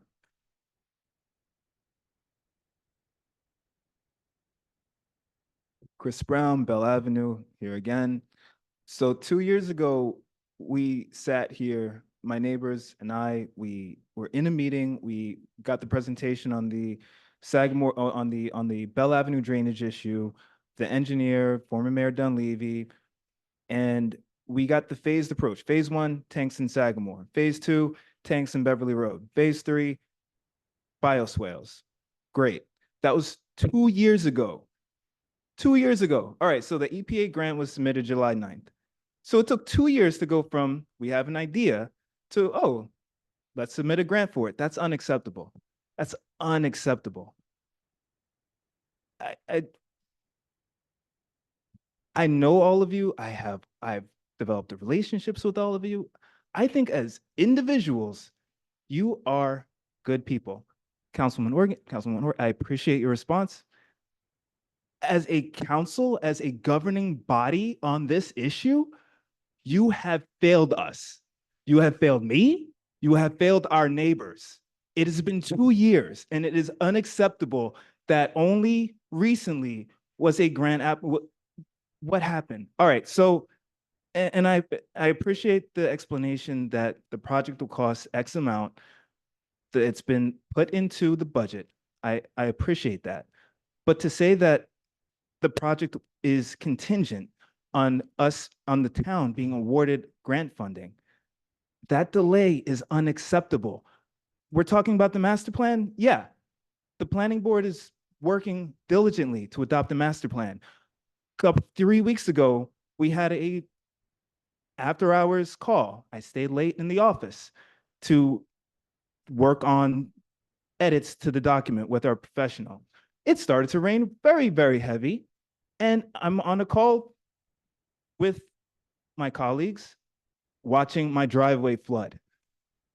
My wife is texting me, "Oh, it's coming up the driveway. It's coming into the lawn. What do I do?" "Yeah, we're working on the master plan." "Great. Oh, by the way, how do I secure my house?" Guys, this is not acceptable. You have to fix the problem. Fix the problem. There's no educated way, there's no articulate way to keep saying this. You have to fix the problem. Thank you. Thank you, Mr. Brown. Doug, Zoom? Anyone else in chambers? Ma'am. Mr. Mayor, Deputy Mayor, and council members, I thank you for taking the time to hear us tonight. I live at 884 Bell Avenue, and I moved in this January. I'm the newest member of this unfortunate incident to come forward and talk to you tonight. I had the audacity 2 weeks ago to take a week-long vacation with my daughter. Unfortunately, so much water came into my brand new basement that it not only flooded my basement, it shorted out my sump pump. And I've spent the last week of work cleaning mold out of my daughters and my home. I'm here to implore you to help us. I can only rely upon the history provided by my neighbors and how long this issue has been going on. And unfortunately, because we're not classified as a flood zone, there was no way for me to know prior to buying my house. But I've now invested my daughters and my money, as well as 2.5 hours of our time this evening, to implore you to please, please help us. We need tanks in Sagamore Park. We need tanks on Bell, on Beverly, on Esther, and I'm sorry, I'm too new to the area to know the name of that parking lot where they have the really nice little sale this afternoon. Help us, help. I don't know what else to say other than help. And I will also take one moment of your time to say while I'm up here, it's been a very lovely and interesting meeting to follow for the last 2.25 hours as I've bounced my 1-year-old, who's needless to say a bit past bedtime at 10:15 at night. And I appreciate everybody's patience as I've tried to keep her quiet and go in and out, but it might be beneficial to have your voting constituents given their 3 minutes earlier in the evening and allow, say, the first speaker who was a paid worker to be paid to sit here and present towards the end of the evening. Because I am aware of at least 6 of my neighbors who are not capable of staying here till 10:15 at night, and some of whom are not capable of working Zoom technology, and therefore are not here representing our problem and the fact that we're all helping each other clean out each other's basements. Thank you very much. And I also want to thank all of my neighbors who have very kindly loaned dehumidifiers, toys this evening, helped come and clean mold out of areas, watched my daughter so I could put on an N95 and scrub mold out of my own basement in my brand new home. As a transplant to this lovely community, I would appreciate my council giving me more support and representation to assure that I'm not spending the next 5 years of my life trying to figure out, sorry, sweetie, I don't know what this is she's trying to play with, trying to figure out how to keep my basement dry and mold out of my daughter's homes. Because as you can imagine, I don't want her aspirating mold spores any more than I want to aspirate them myself. And that's my cue to step away from the microphone. I apologize. Thank you, ma'am. Doug, someone on Zoom? Ma'am, can we just get your name? That's okay. Rebecca Feinberg. Guys, I did say it was a new transplant. My name is Rebecca Feinberg, and I'm a resident at 884 Bell Avenue. Thank you. And I'm a proud new resident of Teaneck. I've been Welcome. angling my entire career to get a job that could move me here. All my college roommates live in Teaneck. I've desperately wanted to move here, and I can't tell you how distressing it is to have my like dream location come true and this to be the result of it. So please help us. Doug, someone on Zoom? Deb B. Hi, thank you for letting me back in. Sorry about technical issues. I just wanted to first of all revisit the forum. I had my hand up before, but I just wanted to correct some misinformation, I guess. First of all, the Board of Education had ample notification in March that they were going to have the $25,000 shortfall. And this was with foresight for the council not wanting to overtax the residents. Let's not forget the Board of Education gets 60% of our taxes. The council has to play with about 30% of them in order to provide all the services that we need. One of those I will get back to shortly. Mr. Mayor Pagan knows about this. The superintendent at the June 10th meeting was very clearly stated that this $25,000 shortfall would not affect the forum or its services because the forum as it stood was overstaffed due to the fact that the amount of students it services was reduced less, and thus he was actually overstaffed by one staff member. We also must remember that they are currently not employing an assistant principal. I think they've now sharing the assistant principal between Ben Franklin and Thomas Jefferson. So there's a saving there. So this whole claim of this $25,000 is pure electioneering. I mean, Dwayne Hurley is standing up talking about the $25,000 that the forum is not getting and then pushing for the middle schools to have their names changed. That costs money. I didn't hear it. Sorry, don't interrupt. Sorry, Dwayne, please continue, Ms. Blayberg. Sorry, that costs money. To change the names of the schools costs money. I know you're standing for council, but this is pure electioneering and the most ridiculous thing I've ever heard. But if you really want the school names changed, I'm going to go start a petition. Why don't we get the Ronald Reagan School or maybe the Donald J. Trump School? Because I will start the signatures if you want to change the names. It is the most ridiculous thing I've heard. We do not have the money for it, and you're whining about $25,000, which the Board of Education knew about, and is not going to affect services. But of course, they've tried to dump this all on the council because it is an election year, and it is very clearly it's electioneering and it's abhorrent. Now, why I actually called in, I actually sent a photograph to Mayor Pagan of my road, Sherman between Queen Anne and Albin. A lot of people I know pay to have grass growing in the middle of their cement, but when it's right in the middle of the street, you've got to weed the road, it maybe is time to have it repaved. I've lived here since 2008. I've watched every road around me get resurfaced, but apparently we keep getting missed. So I'm just going to put a plug in for Sherman Avenue to maybe have our roads done, because right now we're about to start probably a forest. You might have to descend the lawnmowers down in order to clear the street these days. So I'm just putting a plug in for that. Thank you very much. And let's just stop the politicking already, because I will keep calling it out for what it is. Thank you. Thank you, Ms. Blayberg. Mr. Siegel?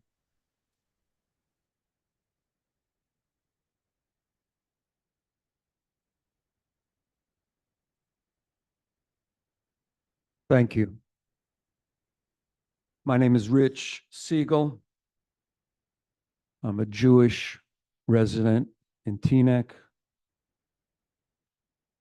I'm disgusted and horrified that I'm up here again talking about yet another Israeli real estate sales event. They're illegal. They're immoral. There's a genocide going on. I'm wearing black because I'm in mourning for at least 40,000 Palestinians murdered by Israel. By some estimates, 200,000. This is a piece of ripped cloth on my jacket. That's a Jewish tradition. Tens of thousands of children who will never grow up. I'm mourning them. They are my personal loss. What can we say about these real estate events? West Bank settlement real estate is illegal by international law. And the real estate that's for sale within Israel is redline real estate. Okay, the majority of the residents of Teaneck cannot buy the real estate that's being promoted at an event here in Teaneck. The majority of the people in this room cannot buy real estate that's being promoted at an event here in Teaneck. Okay, the real estate event is scheduled for September 16th. The last time there was a real estate event was on July 10th. The real estate company lied to the police, told the police they were shutting it down. The police asked me to shut my demonstration down. I tried to do that. We're not shutting anything down anymore. Okay, if this real estate event goes forward, there's going to be a demonstration. And if the real estate company wants to lie, fuck them. Whoa, whoa, whoa. What's your language, Mr. Siegel? You know what? I am so disgusted. The Jews in Teaneck want anti-Semitism. You're poster children for anti-Semitism. You're saying we're going to do whatever the hell we want, and the rest of the world be damned. Okay, you're breaking the law. And there's a genocide going on, and people are hurting, and people are in mourning. It's not the right time to push illegal Israeli real estate. Look at me, Hillary Goldberg. Mr. Siegel, cut it out. Watch your language. Mr. Rose, I think I saw your hand up. You don't want to follow that, of course, nobody wants to. Doug, is there anyone on Zoom?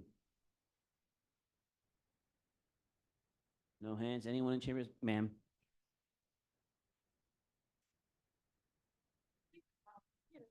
Man, I feel so old when people call me ma'am. So I'm Alex again. So I just want to say with this last flood and the times before that, because we didn't have anyone block off the roads and anyone to help clean us the sewers, we had 4 or 5 families along with Roto-Rooter who helped us clean the sewers in the light. Okay, okay, good. In the lightning, strikes, bolts, and everything. So we were endangering our lives to clean these sewers so that we wouldn't have water in our basement. And a lot of people ended up having water in their basement anyways. My neighbor just told me he had water in his basement. So regardless of what we did endangering our lives, we still got water. We are terrified to leave our homes when it's gonna drizzle or rain outside, and we all work full-time jobs. We are anxious messes. I have cameras in my house to make sure my dogs are still alive while it's still raining and there's no electrical shortage while it happens. The power could go out, there could be an electrical fire. We could have water going up our basement. It was just on the news that this family was sleeping and it flooded. And the only reason they survived was because their dog was barking and woke them up. This is how we're feeling while we're at work. Our cars have to be moved up the block in order for them to be safe. And even then, they're not safe. My sister almost lost her car this past rainstorm, which wasn't even supposed to be that bad. And I know it was bad all around Teaneck. I get it. I know other people flooded, but we've been dealing with this to the point where we're out on the streets either without shoes or ruining our shoes that can never be worn again in order to save our block. So we're endangering our lives. We're endangering our families' lives, our animals' lives, if you're an animal lover. So it's not just about, money. It is hugely about money, and I get that, but I was scared to get hit by a bolt of lightning. And the only reason why I kept going is because I was afraid that our entire block would flood in their houses and again, lose thousands upon thousands upon thousands of dollars. Thank you. Thank you, Mr. Rose.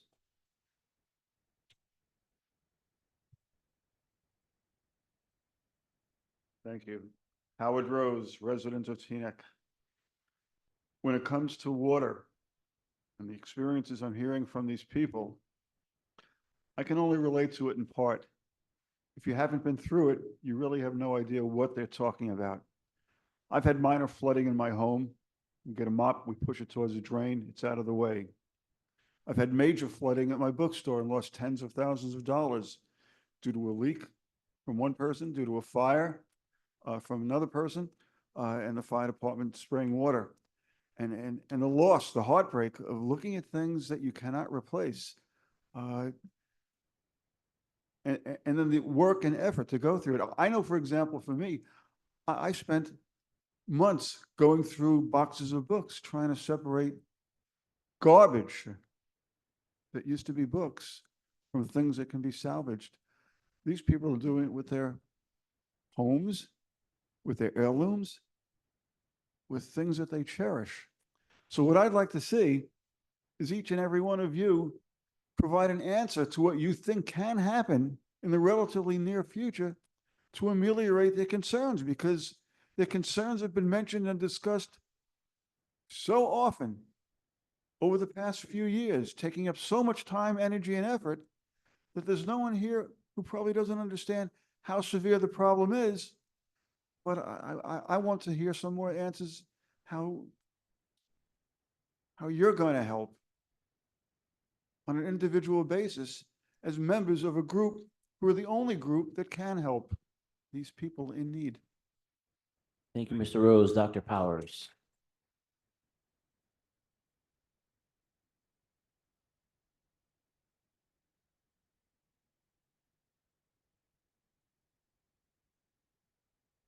Doug Powers, I think if I was experiencing what these folks from Bell Avenue are experiencing, I'd probably have a little higher decibel level even than they have at this point.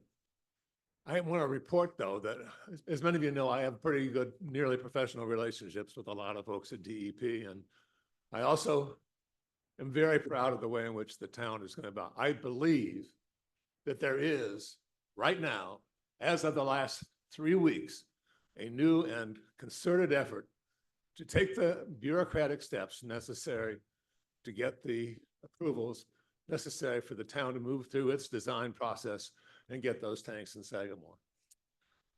I want to start by saying it's time for you folks to agree to pull resolutions 246 and 247. Let's start with the first reason, taking Mr. Schwartz's point, that if anything is going to deal with redevelopment, particularly AINRs, they really ought to, or ADUs, they probably ought to be pushed until after the promise that you, Mr. Mayor, and everybody else made that we would not be doing redevelopment until we have a new master plan. But I want to point out that what you heard tonight, fairly persuasive about a couple of possible procedures, but the regulatory process that was described is very disconcerting to me. I want to start with 246.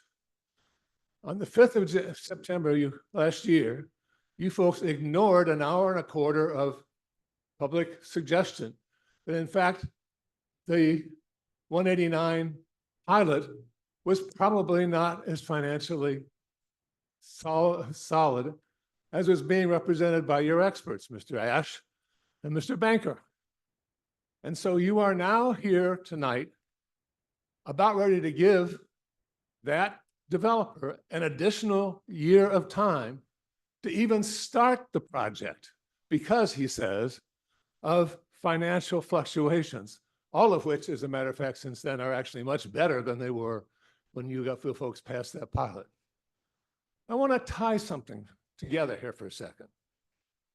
It is interesting that the original approval given by the Board of Adjustment for 189 for about essentially the same facility, given now 4 years ago, was done on the basis that no pilot was needed. And suddenly, beginning in 21, and then certainly beginning in the summer of 22, you folks went ahead and said, "That's time. Dr. Powers. It is time for you folks to be consistent Thank you, and Dr. take those Powers. off the list Thank you, for Dr. tonight. Powers. Thank you. The gentleman in the green shirt.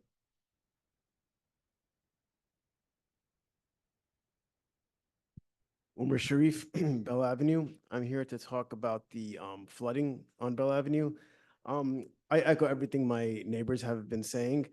As you can see, we pretty much have PTSD since Ida. Whenever it rains, we're up at night texting each other, figuring out what we can do to mitigate any sort of flooding, even if it's going out in the middle of foot-high waters and trying to clean the drains. We can't continue living like this.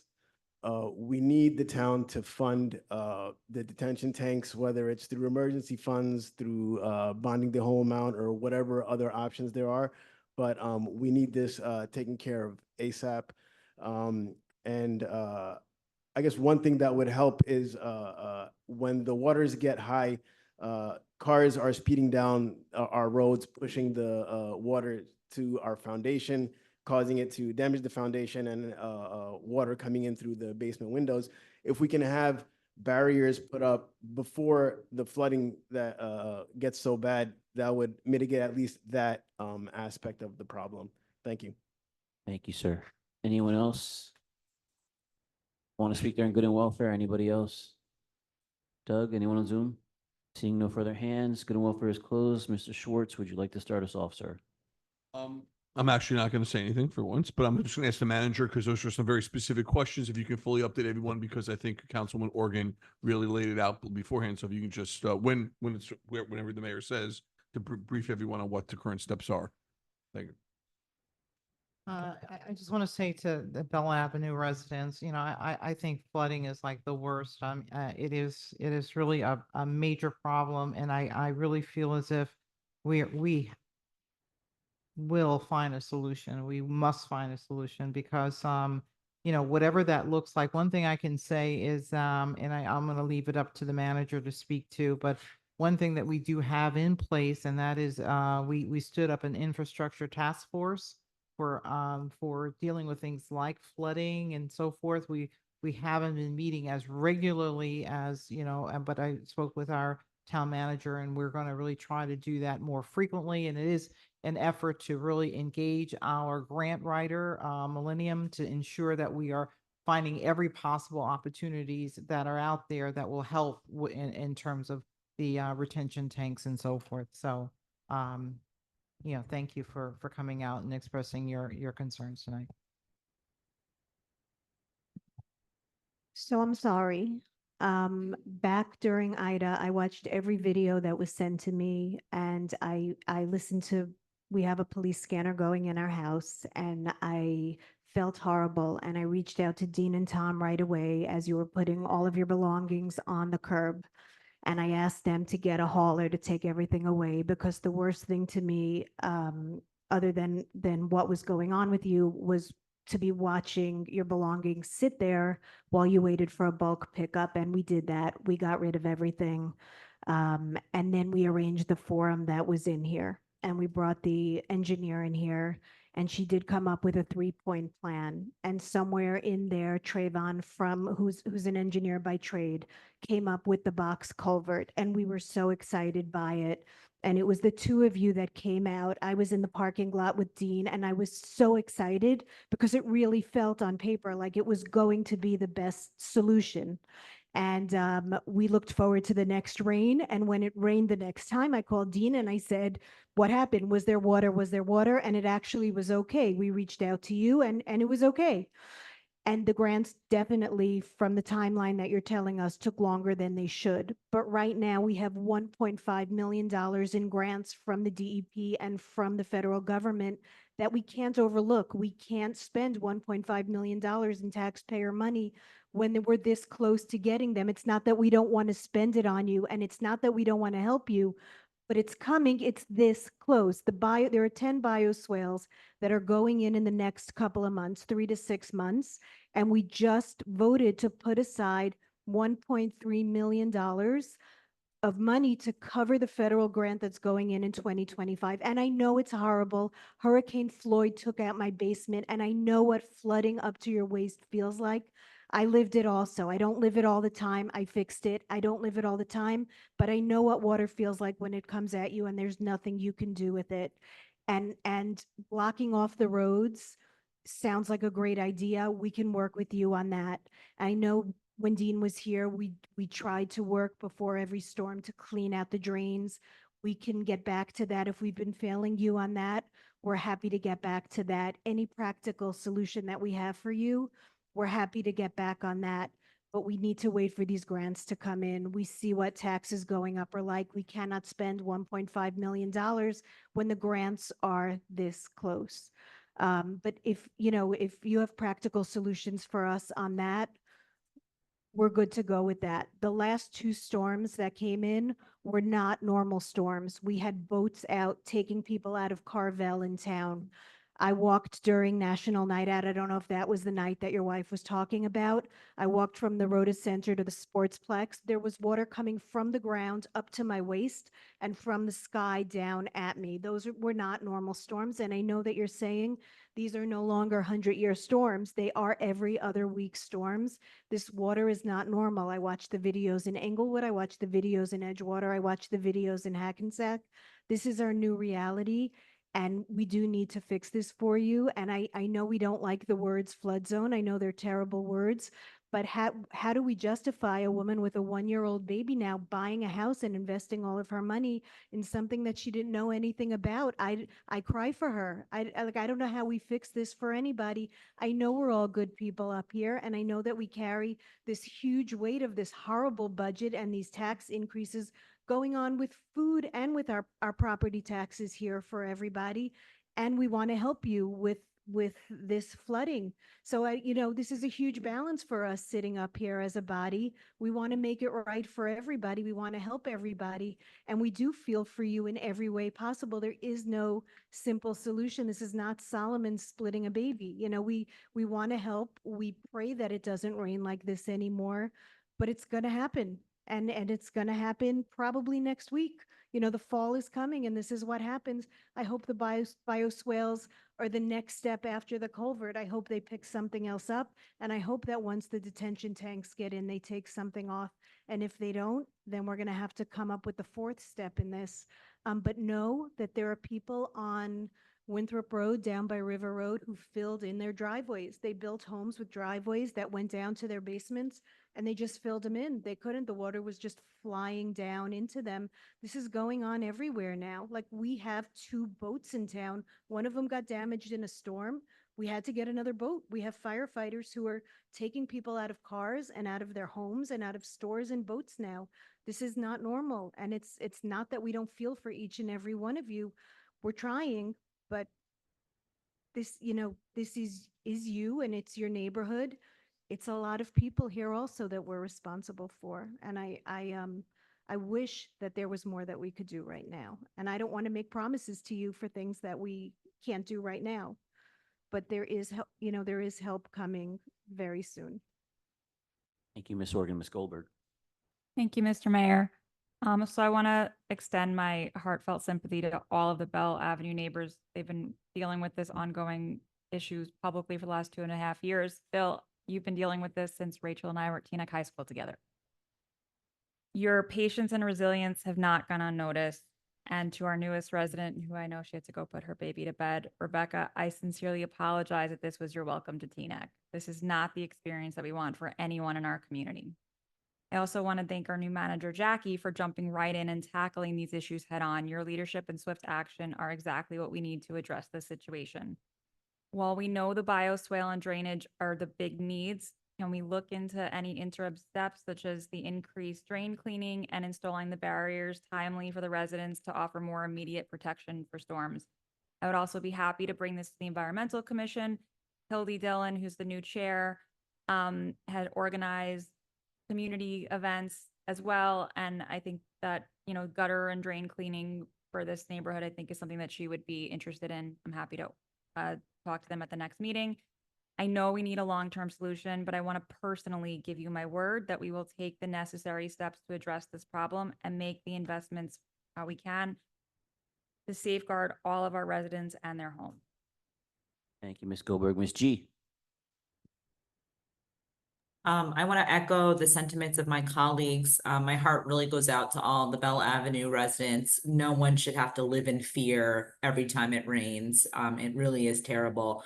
I really feel like, you know, the fact that this has been going on for 2 years, you know, I'm so disappointed that it's taken this long. But to my colleagues' points, you know, there were so many things that we're dealing with in terms of the budget, et cetera.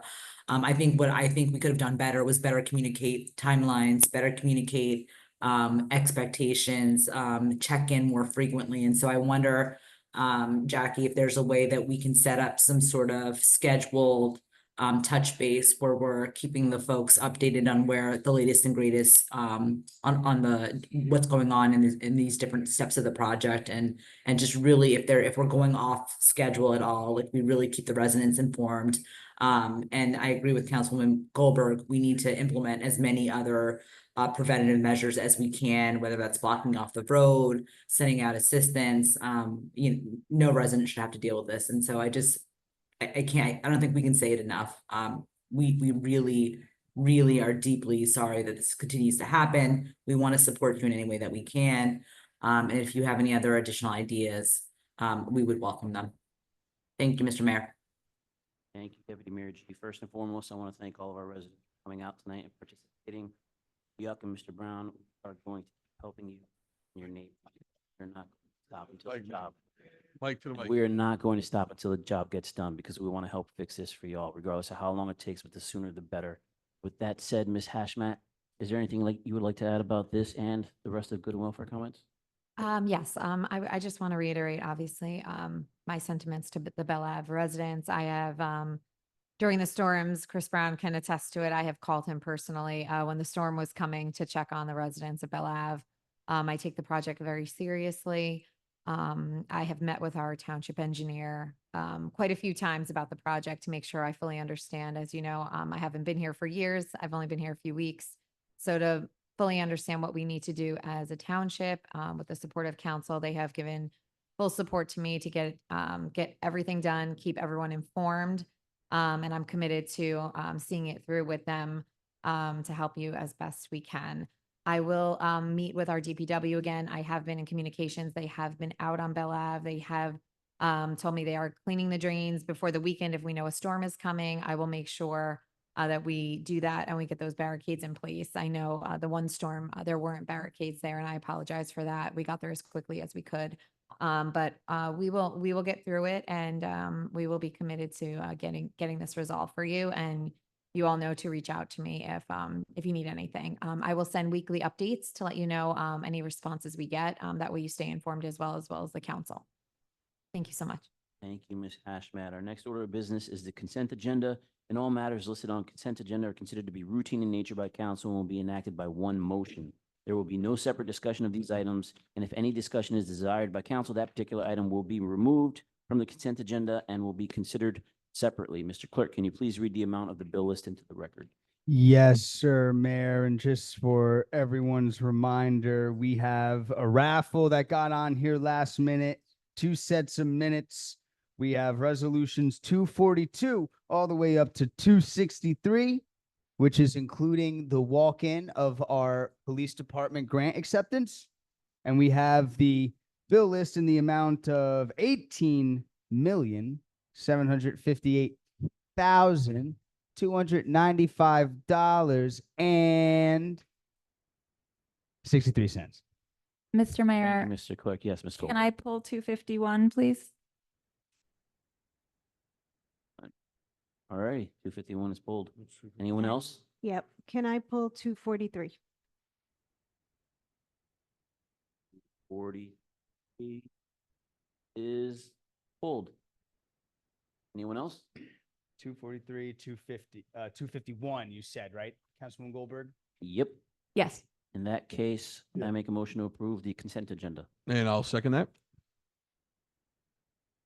Councilman Schwartz. Yes on everything, and on the bill list, abstaining on 24-02881, 03057, and 03381 for a grand total of $550 for 4 advertisements regarding legal ads in the Jewish Link. Abstention on the bill list. Councilman Belcher. Councilwoman Goldberg. Yes. Councilwoman Organ. Were there minutes included? Yes. So I'm going to abstain on the minutes because I wasn't here, and yes to everything else. Deputy Mayor Katz. Yes, with an abstention on 246, 247, 248, and the bill list. 246, 247, 248,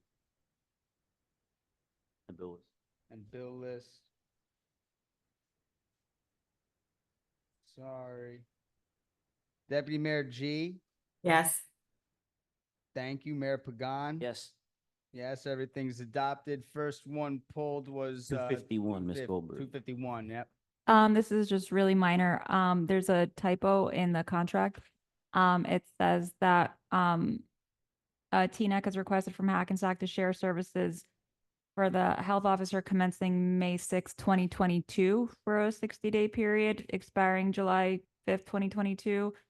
Shouldn't that be 2024? Can we change that to the right date? That's correct. I think the, 251. right, but you were referring to the, Yeah. attachment to it. So Yeah, we'll fix that. we'll fix it, but we'll have to notify Hackensack by them. Okay, can we still vote on it tonight? Yeah, absolutely. Okay, that's it. I'll make a motion to approve it. That was a first from Councilwoman Goldberg, a second from the mayor, Councilman Schwartz. Yes. Councilwoman Belcher. Yes. Councilwoman Organ. You missed me. Oh, sorry. Councilwoman Goldberg, I'm sorry. Yes. Councilwoman Organ. Yes. Deputy Mayor Katz. Yes. Deputy Mayor G. Yes. Mayor Pagan. Yes. Adopted with that minimal change. We had 243 from Councilwoman Organ. So I would love to appoint Mr. Berliner to the Fields Advisory Board. It needs a chair, and I would like to change that to him being the chair of the advisory board as well, so that we can Second. hit the fields running and meet in September. I second that.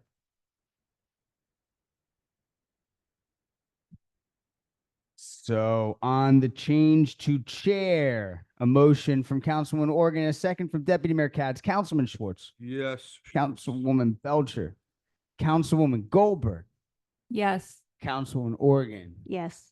Deputy Mayor Katz, Deputy Mayor G, Yes. Mayor Pagan. Yes. Sorry. That was the amendment to be chair. No, wait. Yeah, now we have to vote on it again. Do we have to, Scott? Can we just? Adopted as amended. All right, cool. All right, thank you, Mr. Clerk and Mr. Attorney. Our next order of business is our introduction of ordinances. Mr. Clerk, can you please read the title of the ordinances into the record? Ordinance number 21-2024, establishing salary ranges and classification of positions for municipal employees in the township of Teaneck. Ordinance number 22-2024, a bond ordinance providing for various 2024 capital improvements by and in the township, appropriating $8,145,000, therefore, and authorizing the issuance of $7,737,750 of bonds or notes of the township to finance part of the cost thereof. Those are the two ordinances, Mayor. I move to approve both. Second Schwartz. Councilman Schwartz.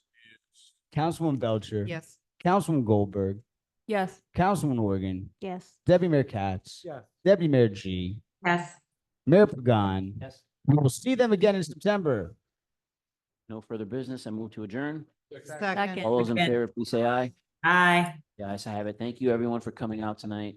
We hope you have a safe evening.